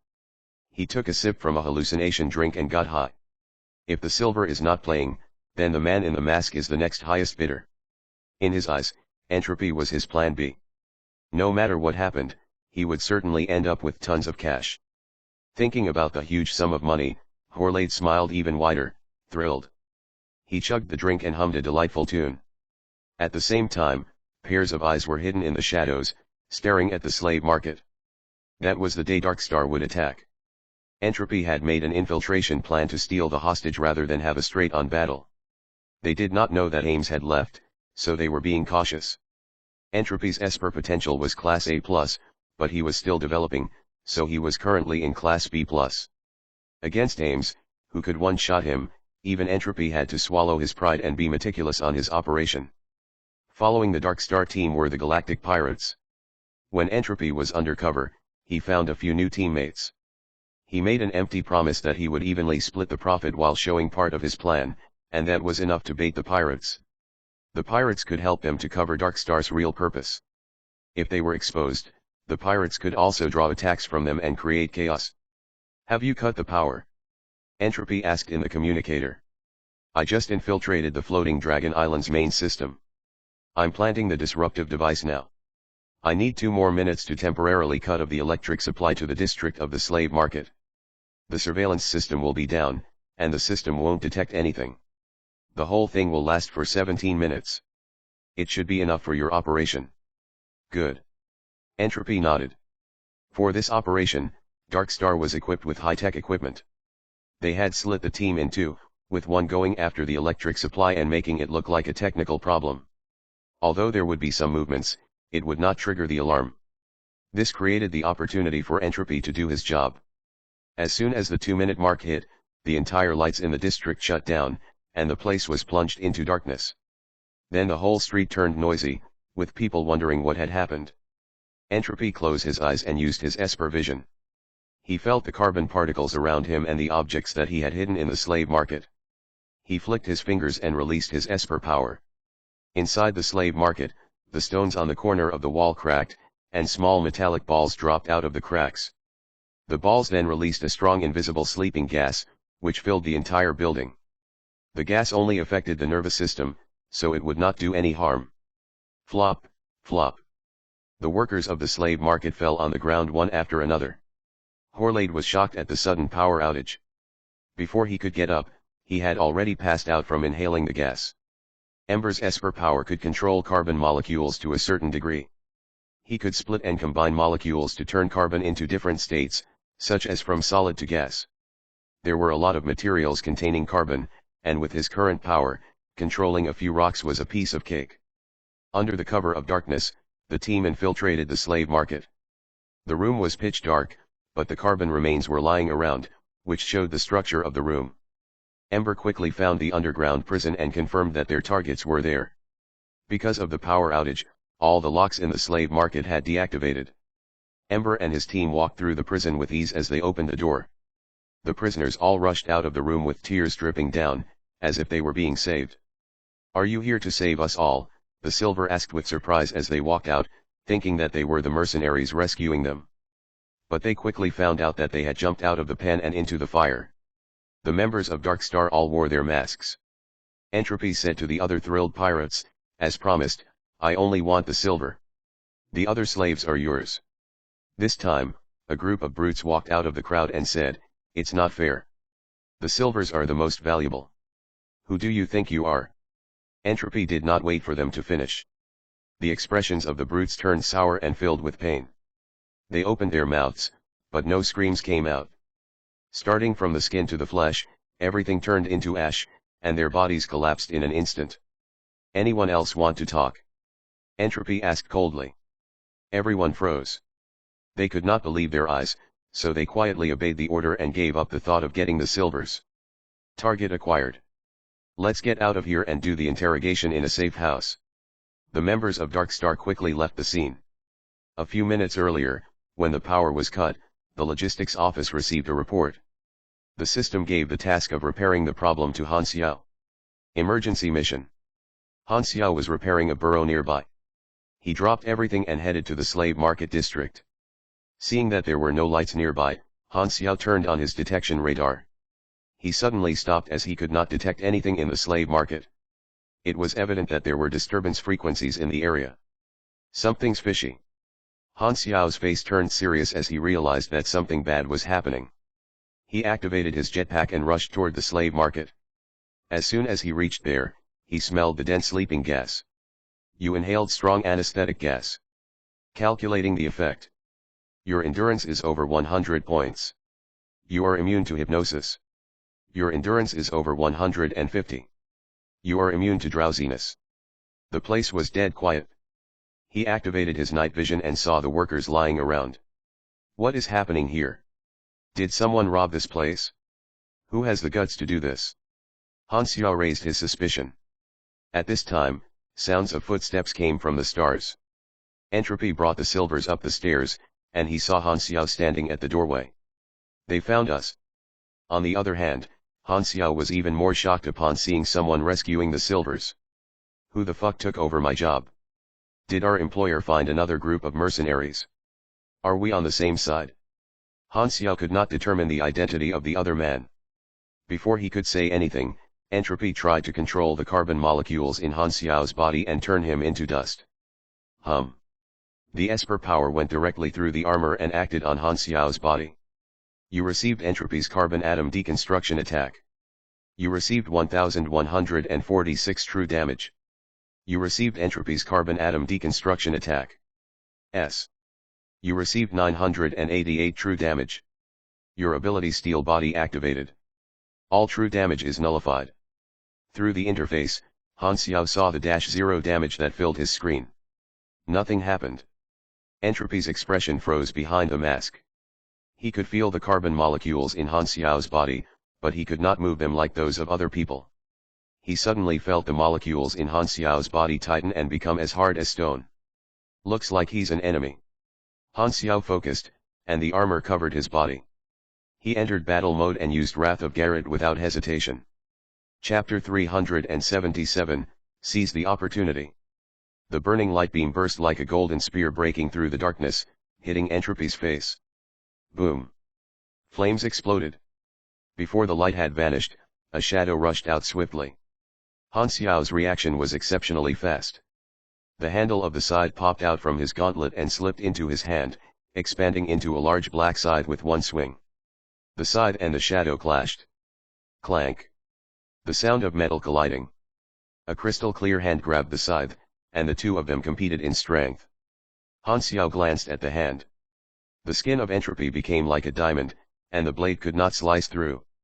The ground below him moved, and the carbon element was extracted, turning into dust particles, climbing up his legs and rapidly hardening. Han Xiao hastily jumped back in shock, dodging before the mud hardened, tearing apart the yet-to-form diamond.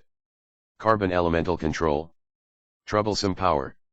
The analyzer in the mechanical suit detected the material that was controlled. It was all carbon. Han Xiao was experienced, so he immediately guessed the opponent's power, and he felt it was quite hard to deal with. This kind of atom-controlling Esper power was very rare. Its effects were usually very well-rounded, able to attack, defend, control, and even build up materials. Many natural materials contained carbon, and the opponent's power happened to be the nemesis of carbon-based life. Han Xiao was discreetly shocked. Luckily, he had the true damage immunity talent, otherwise he would have died. Steel Body had come from the Germinal organization leader. Of course, at this stage, the leader's strength was not a big deal anymore, but that old man was a main character type figure after all and a boss to boot. The effect of this talent was very strong, and it gave complete immunity to true damages. True damage ignored all resistance and could be very dangerous. Even the tankiest pugilist would suffer from true damage, and with this talent, it was insurance for safety. Up till now, Han Xiao had gained 2 molding abilities in total. The other one was basic strength and life, which gave him a lot of health. His health could even match up to pugilists of the same level despite being a mechanic. It was disgustingly tanky, and entropy was suitably disgusted right now. Carbon atom deconstruction was a new way to use his Esper power that Ember had only obtained after reaching grade B. It was a lethal skill to low-grade supers. It worked by directly breaking down the molecular structure of the opponent's body. The difference between the opponent's energy and level needed to be determined before taking effect. If the target failed to match up to a certain standard, the target would then take true damage. Usually, anyone whose grade was lower than entropy could not match up to that standard, but Han Xiao was different. Although his level was lower than his, he happened to have true damage immunity. Run. Entropy suppressed his shock. His trump card did not work, and his other powers were all ordinary combat methods that did not have enough destructive power. It was not the time to fight, and there was no time to think. The power field spread out. The ground and the walls rippled like water, and countless carbon molecules were extracted and reformed. The powder-sized molecules surrounded Han Xiao like black silk, then quickly hardened into diamonds with various shapes, spikes, barriers, cages, and so on, stalling Han Xiao. Clank. Spinning carbon dust was everywhere, moving around like waves, solidifying from time to time.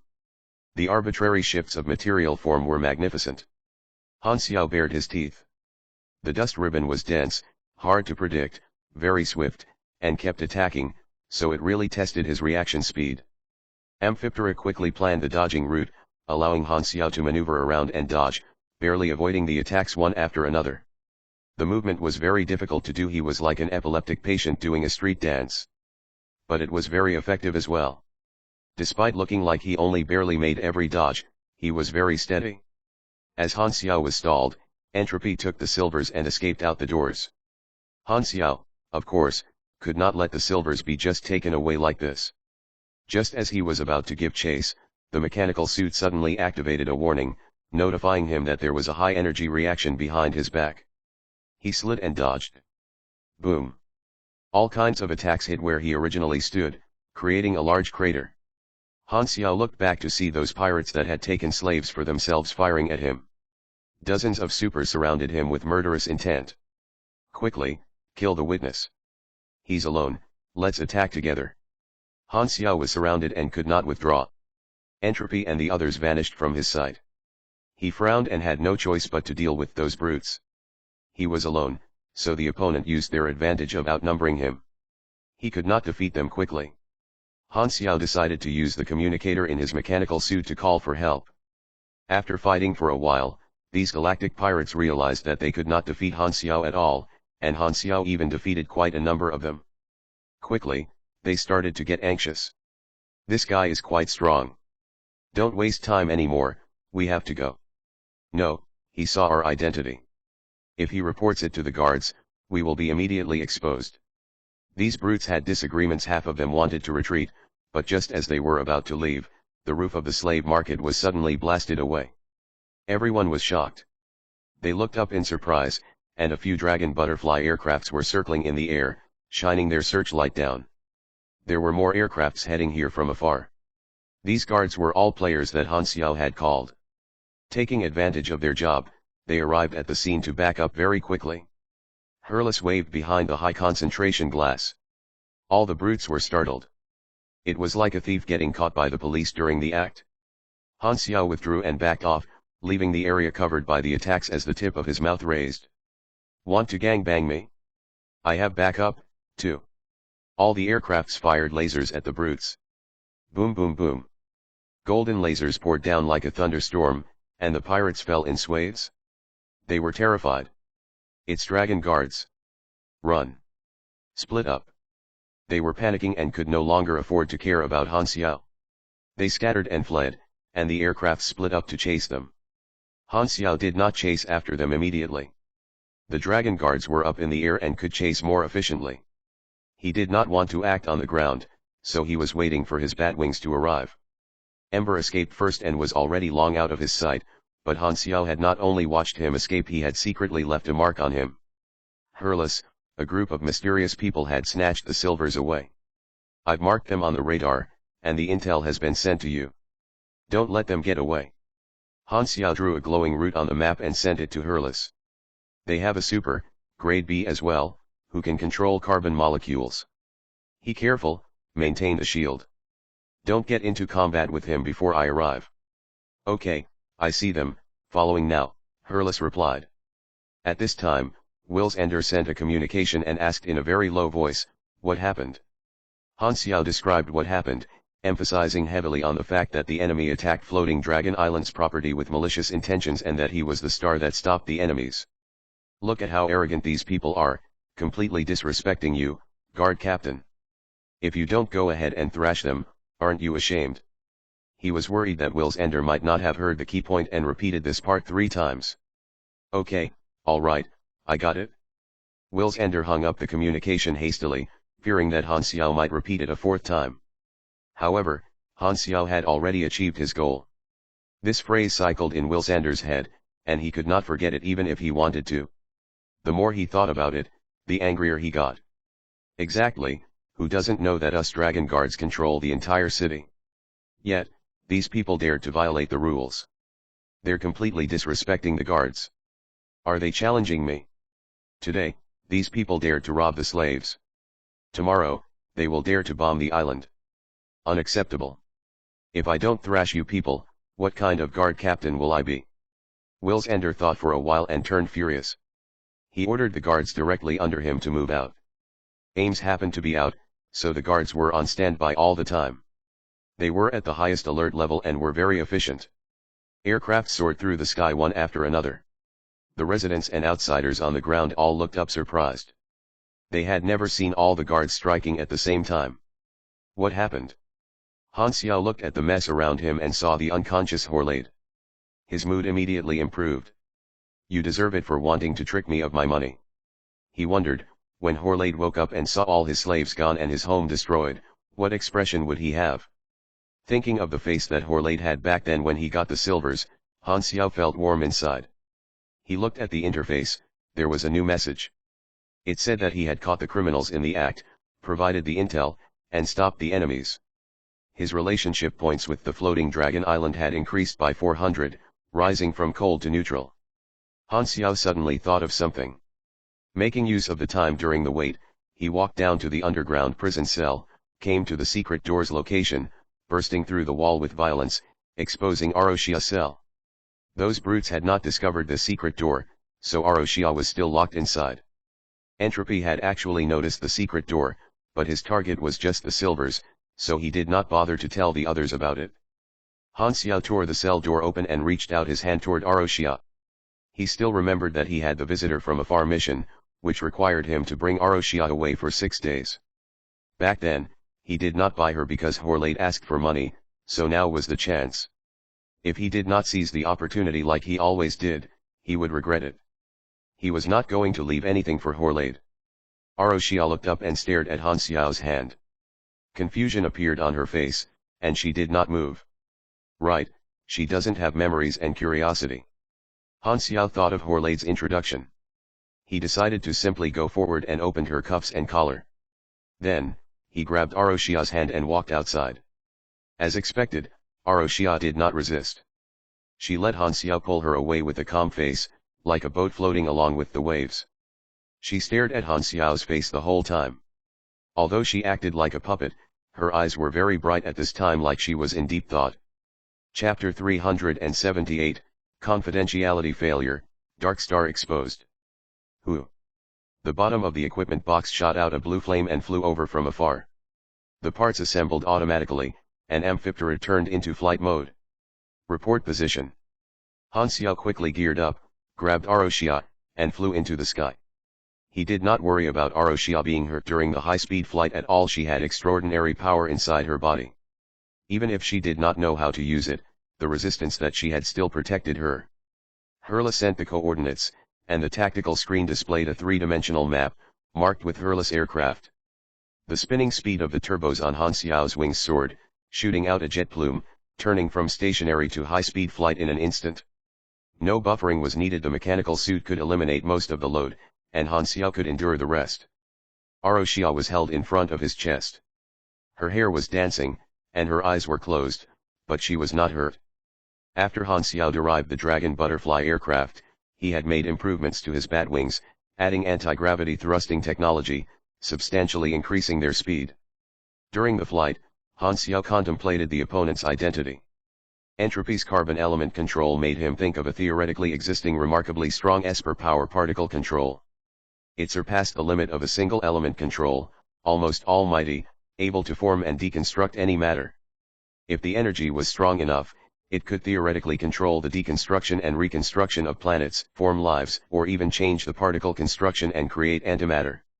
With preparation, it could complete particle collisions without any machinery, simulate all sorts of phenomena, or even carry out high-concentration compression, creating black holes. This type of Esper power relating to the origin of matter was too horrifying. It was like the Almighty Creator, listed in the extremely dangerous Esper Power Restriction Treaty by the three universal civilizations. Inside it were about 100 theoretically possible highly dangerous Esper powers. For some powers, even existing was a sin. However, individual pursuit usually conflicted with the masses. The highly dangerous Esper powers inside the treaty were ranked by someone, turning it into the most desired Esper power list. Luckily, most of these Esper powers never appeared. Particle control was always in the top 5. There were not any witness reports, and it was rumored that it could not be individually awakened, only formed through fusion. Another rumor was that Esper power was a live creature with consciousness, some types of energy field type life, expressed as a large stream of energy, floating across the vast universe. It was said that the host of that power had appeared before, but because that person could not withstand that enormous energy, the host died of gene collapse. However, there were no witness reports, so no one knew if it was true. After all, there were countless rumors in the universe. Some people even spread the rumor that Dragon Emperor Ames was actually a man. Although carbon molecule control was far from particle control, there were similarities. It was very iconic and unique. Furthermore, the name entropy in the combat information that he saw felt a little familiar. Suddenly, Han Xiao had a flash of insight, and a part of memory surfaced in his mind. Codename entropy, carbon molecule controlling power. Dark Star's strongest individual. Han Xiao was shocked and surprised. From the little information that he had exposed from that short contact with, entropy had allowed Han Xiao to guess his identity. Entropy wanted to keep it confidential, but he had already failed in front of Han Xiao. The reason that Han Xiao could confirm the target was that the combination of the code name entropy and that power in one person were too iconic. In his previous life, with the mutation disaster as the boundary, the fight between Godara and Darkstar turned direct. Entropy made a name for himself then. His power was very hard to deal with, and the war forced out his potential. When he reached grade A, the strength of his Esper power made a huge leap, and he then became the strongest super in Darkstar. Millions of Godarans died at his hand. One quote that he was known for was very popular among the players in the Darkstar faction in that version. I was fated to become Godara's nightmare, to make them reflect on their backward traditions with slaughter. The bloodline belief that they firmly hold onto goes against the ways of reproduction and nature, and it was this mindset that created us. After their confession, they will then swallow the fruit that they have created through the thousands of years of pure blood belief. On their ruins, Darkstar will rebuild Godara. By then, there will be no pure blood, no one superior because of their bloodline. Discrimination will no longer exist, and no one will be inferior from the moment they are born. Hybrid is inclusion, progress, and equality. We will eliminate the decay. Let life and hope bless Godara, praise God Galan. Of course, although the sentence sounded very epic, Darkstar marked themselves as revolutionaries. They believed that revolution needed sacrifice and the resolve to reach their goals by any means necessary. Other races like Sunils were heavily damaged because of that. In the eyes of lawful factions, no matter how good Darkstar made themselves look, they were still a chaotic and evil terrorist organization. The ironic thing was, Entropy was not a hybrid Godaran. He belonged to another race, but he had been raised by Darkstar from a young age, forming a firm hatred. However, this hatred had absolutely nothing to do with him. As seen from this, the indoctrination of Darkstar was certainly rather efficient. Entropy was still in the secret cultivation stage, not yet achieving his peak. Han Xiao was the first outsider to know Entropy's identity, and he was doubtful about it. Darkstar's actions always had a purpose. Everything that they did was to go against Godara. Why did they target the Silvers? Does Darkstar want to use this group of Silvers to threaten the Silver civilization? Impossible, this is just a group of tourists. They don't have that much power. Even if they caught the entire Silver Parliament, the Silver civilization won't be threatened. What does Darkstar want? Han Xiao's eye moved around. Could it be, these Silvers have other secrets? The sight of aircraft appeared ahead. The hatch opened, and Han Xiao flew in. Hurlus approached. The target has no intention of fighting back. They don't have a fixed route, and I don't know where their destination is. Continue chasing. Hurlus nodded. He saw Aroshia beside and was shocked by her beauty. He said with surprise, "You are?" "Don't ask, I'll explain next time." Han Xiao temporarily did not have time to deal with Aroshia's problems. He stared at Entropy and the others through the window. "We can't shake off this aircraft. The other guards are coming to help, so we'd better withdraw as soon as possible," a subordinate said hastily. Entropy's expression was very serious. The aircraft following them did not fire, making him feel an imminent pressure. The plan had been very complete originally, and the root cause of the current situation was the witness that entered the scene amid the chaos. It would all have been fine if he had killed him in an instant, but not only was that witness a grade B super, he was even immune to his carbon atom deconstruction. Unbelievable. He had never failed when he used this against anyone weaker than him. It was a known fact that Ames' organization was weak. However, the thinnest camel was bigger than a horse. There were very unique people under the Dragon Emperor. The survival of the witness had messed up all his plans. That person was definitely one of the Dragon Guards, which was why he was able to call the guards there. Entropy was speechless, and he could only feel that luck was not on his side. Luckily, he found other criminals to act together, with these brutes drawing their attention. Floating Dragon Island would not know their identity of belonging to Dark Star. They could not wait till it was safe to begin the interrogation of the Silvers. Entropy made an eye signal, and the team members exchanged code words in the middle of escaping. It would increase the risk of being exposed, but they could not care so much anymore. However, an accident occurred. All the Silver were confused, and no one matched the code word. The carrier was not among these people. The expression of the Dark Star people changed instantly. They were stunned. Chapter 379, Slaves. I don't see it. Entropy's expression changed. He glanced at the expressions of all the Silvers, and the horror in their eyes did not look like they were faking it. They really did not know the code word. His composure almost collapsed. Luckily, he thought of another possibility in time. Do you have any other friends? The Silvers did not dare to not answer.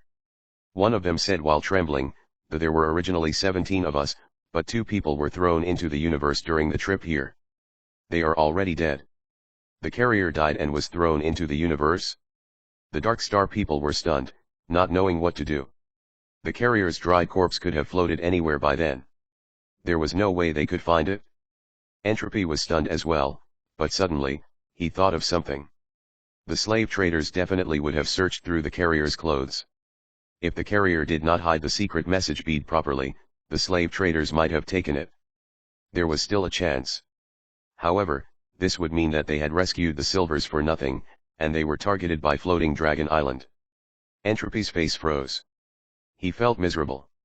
If they had known earlier, they would have gone to find the slave trader first, but before this, he did not know what happened to the carrier. Rescuing the Silvers first was a logical assumption for their next act. The carrier belonged to a partner organization, and after they retrieved the secret message bead, they would rescue him if they could. If they could not, they would just kill him, but now this step was skipped. That damn slave trader had completed their job, but the bead was lost. Furthermore, Entropy initially only wanted to steal the people secretly. All this commotion was an accident. In conclusion, he was extremely unlucky. Truly frustrated, Entropy waved his hand, and countless dust shot out from the ground, turning into a silk-like curtain, shrouding the aircraft chasing them, blocking its vision.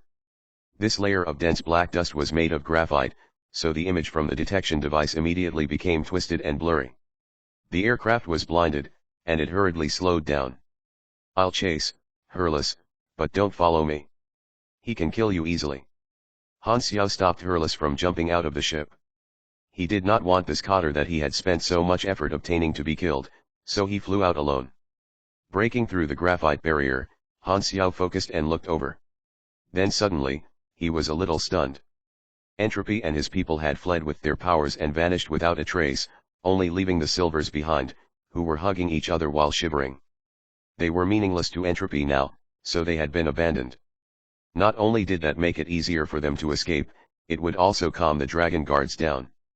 At this time, the graphite barrier was dismissed and fell onto the ground. This meant that Entropy was already far away, and the aircraft had left the area of his power.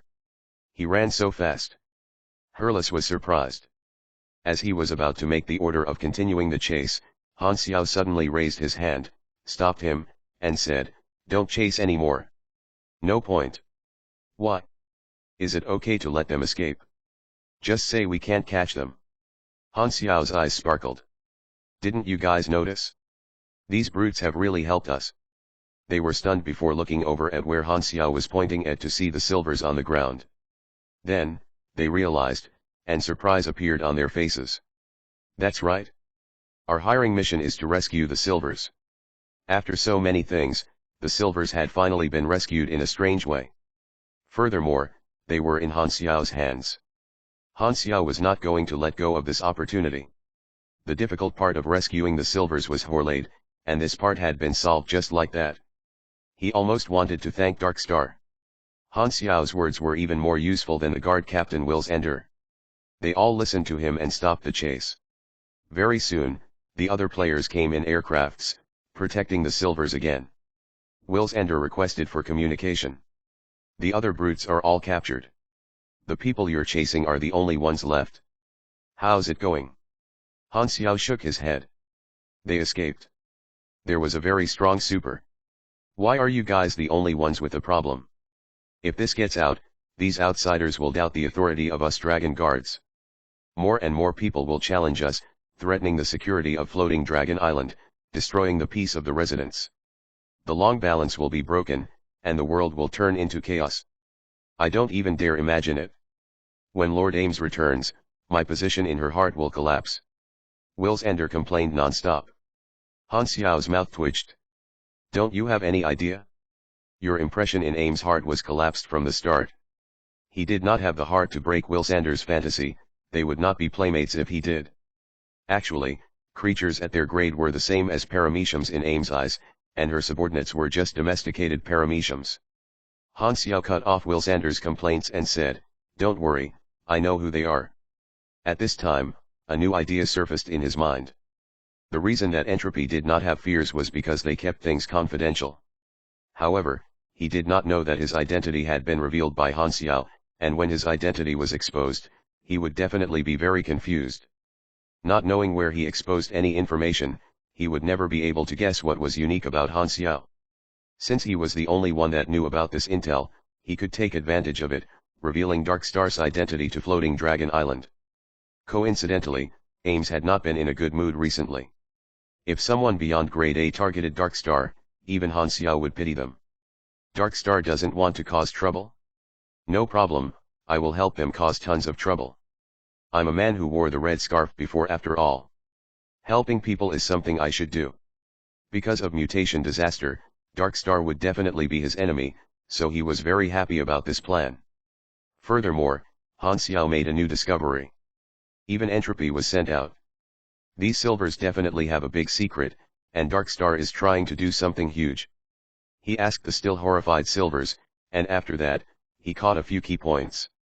Firstly, Darkstar did not want to rescue all the silvers but a certain one. Secondly, this person had definitely been in contact with Darkstar before, or they would not have exchanged code words. This person was likely a secret employee, and even his friends did not know his identity. Thirdly, one of the two silver that died was Darkstar's target, so Entropy had only retreated temporarily. It definitely did not mean that he had given up.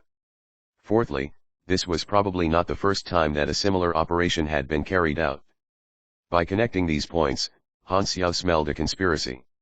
It was so confidential and cautious, this thing was definitely very important to Darkstar. He was suddenly very motivated. If he could break Darkstar's plan secretly, not only would he anger them, he might even profit from it. Furthermore, he was in the shadows, and the enemy was under the light. This was his biggest advantage. The only problem was, he did not know what Darkstar wanted to do. There was a serious lack of intel. The guards cleaned up the ruins of the slave market. Unconscious people were carried aside, and Horlade's eyes opened slowly. He had finally awoken. Horlade looked up. He was still lost and confused. Then, he stared directly at the ruins before him, slowly coming to recognize this familiar outline. His mouth gradually opened wide, and his expression turned horrified. Then, an almost deafening scream soared into the sky. Arg! The guards beside hastily covered their eyes and felt shocked. Tisk, this high note is comparable to a psychic blast. After he finished screaming, Horlade fell flat on the ground. His heart was twitching, and he almost suffocated. He still remembered the last thing that he had seen before turning unconscious. He had been sitting in his luxurious chair, sipping on a drink, and feeling excited about the huge sum of money that he was going to receive. Alas, now, his home was gone, and he had suddenly become broke. He had fallen from heaven to hell in an instant. His composure collapsed. Horlade's luxurious shirt was covered in dust. He was in a mess. He hastily grabbed one guard from the side and asked with a trembling voice, "What has happened? Why did my home turn into this?" The guard described what had happened. Knowing the enemies had been captured, Horlade's eyes sparkled, and he hastily asked, "Then what about my slaves? Where are they? Give them back to me now." At this time, a voice full of justice appeared from the side. Horlaid, don't worry. I will definitely catch back all the slaves for you, minimizing your damages. Horlaid turned and looked over immediately. He was very surprised. The owner of the voice was Han Xiao. He walked over with wide strides, and behind him followed all the slaves, including the silvers. This group of slaves had all been rescued by the guards. Han Xiao had just discussed with Will's Ender and received the authority over the slaves, so he had gathered all of them. These are all my slaves. Horlaid was overjoyed. Han Xiao's face was filled with justice. He patted his own chest and said, "Don't worry, if the slaves are found, I will return them to you immediately. We are colleagues after all." "Found? You have already brought the slaves, quickly return them to me." Horlaid was confused. Han Xiao widened his eyes, looked around, and said, "Where are the slaves? Tell me, I will definitely catch them for you." "Stop playing dumb, right behind you."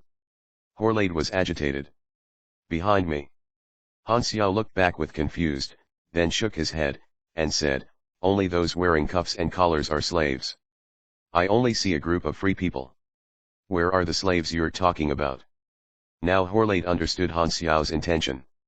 His expression changed instantly, and his lungs almost exploded out of rage. Chapter 380, Released. The brutes had snatched the slaves, so they no longer belonged to Horlaid.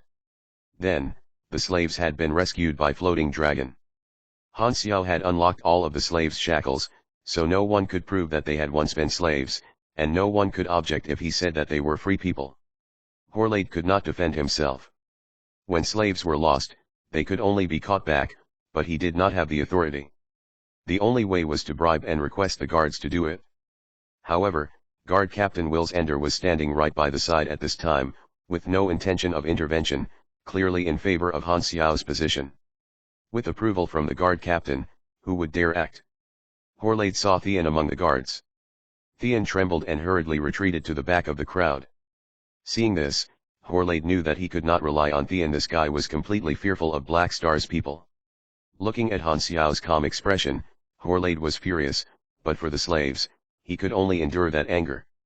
No longer proud, he came to Han Xiao. With a voice that only two of them could hear, he said angrily, "All right, you win. You only need the silvers, right? They're yours. The other slaves have nothing to do with you. I can buy them back, give me a price." Han Xiao had the upper hand, and Horlaid could only endure the pain and give up the silvers. He was ready to make a huge sacrifice and exchange for other slaves, otherwise his business would be done for. "I just said, there are only free men here." Han Xiao shrugged. Horlaid got the wrong idea. His expression turned livid, and he said, "Don't go too far.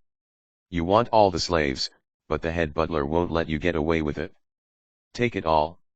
He, don't you understand? They are not slaves anymore," Han Xiao said coldly. Are you insane?" Horlaid said in a shocking tone. He had thought Han Xiao wanted more money, but now he understood.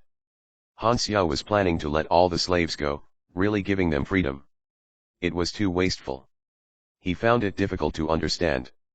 What did Han Xiao want to get out of saving those unrelated slaves for free? At this time, an aircraft landed.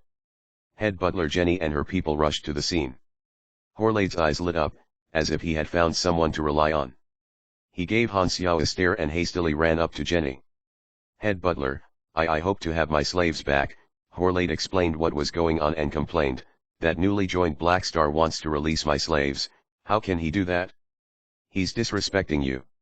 "I know." Jenny nodded lightly and walked toward Han Xiao. Horlaid immediately felt confident. He followed behind and kept sneering at Han Xiao. Jenny came to the front of Han Xiao and said, "Black Star, you did a good job. If you had not disrupted the enemy's actions, they might have succeeded. It would have been a heavy blow for the Dragon Guard's prestige, and it is just when the Dragon Emperor is not at home. You did well. I will add this contribution to your file, increasing your trust authority. People who make contributions will receive physical reward. You can ask for monetary reward or something else." She paused and added, "Although it's a little late. Welcome to Floating Dragon. Plus 300 Floating Dragon reputation. Current relationship, neutral, 700/1000. Han Xiao nodded, not surprised by Jenny's attitude at all. When he was chatting with Will's Ender earlier, Jenny had joined the communication channel as well. He had contacted Jenny privately long ago and achieved a consensus. Only Horlade had been in the dark, still thinking that he had found a life-saving straw. The more Horlade listened, the more he felt something was wrong. Why did Jenny not sound like she was helping him but was praising Han Xiao? He suddenly could not sit still any longer. So, he carefully cut in and said, "Head butler, about the slaves." Jenny glanced at him and said, "We only buy and sell slaves, we never catch them ourselves.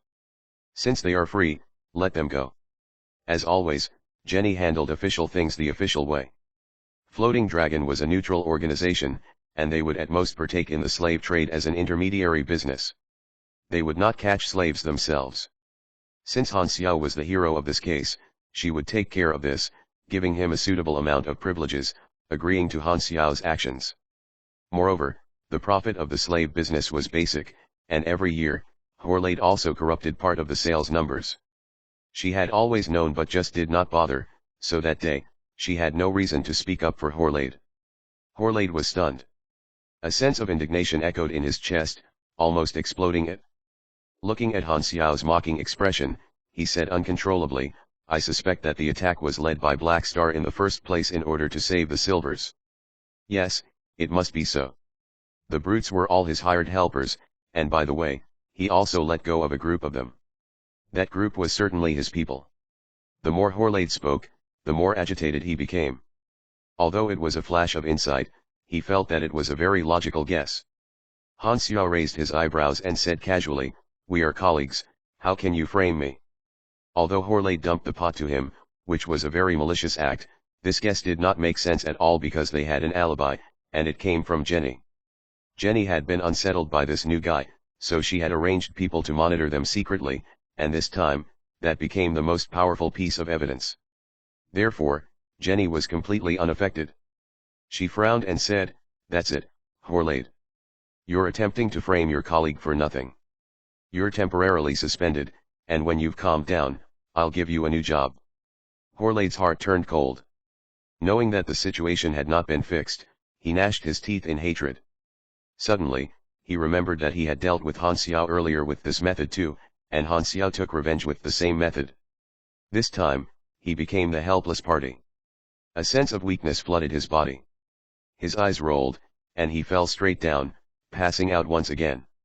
Anyway, nothing could be changed, so he might as well sleep for a while longer. That way, he would not die from the anger from being laughed at by those around him.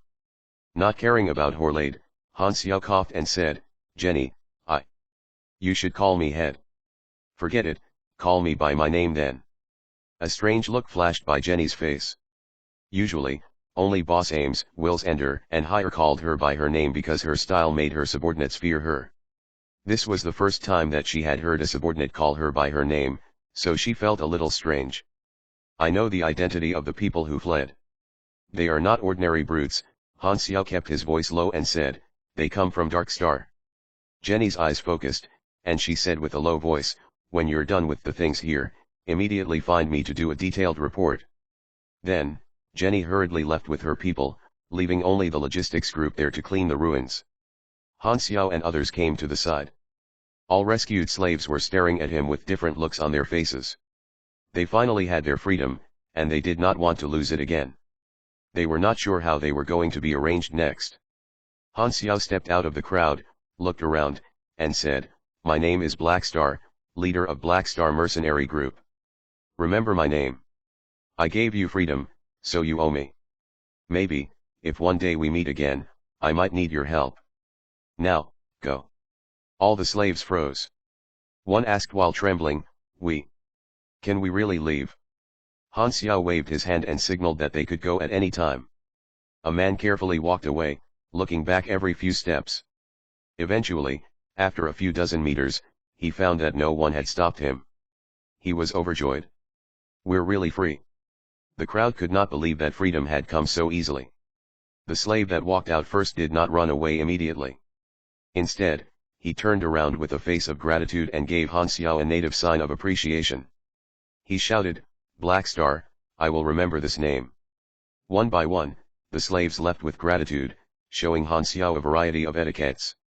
Han Xiao did not feel much, but the players behind him felt a sense of accomplishment and comfort. They held their heads high and felt that they had done a good thing. Hurles was the most empathetic. He patted Han Xiao on the shoulder and praised, "Beautifully done." All members looked at the figure of Han Xiao with eyes full of goodwill, and at this moment, their approval of Han Xiao increased. To have the players love a character, in addition to strength, there was another condition: charm and approval. Han Xiao had been creating a very positive image in the eyes of the players, and the act of releasing the slaves made his image increase once again. Bun Hit Dog recorded the scene faithfully. Han Xiao turned around.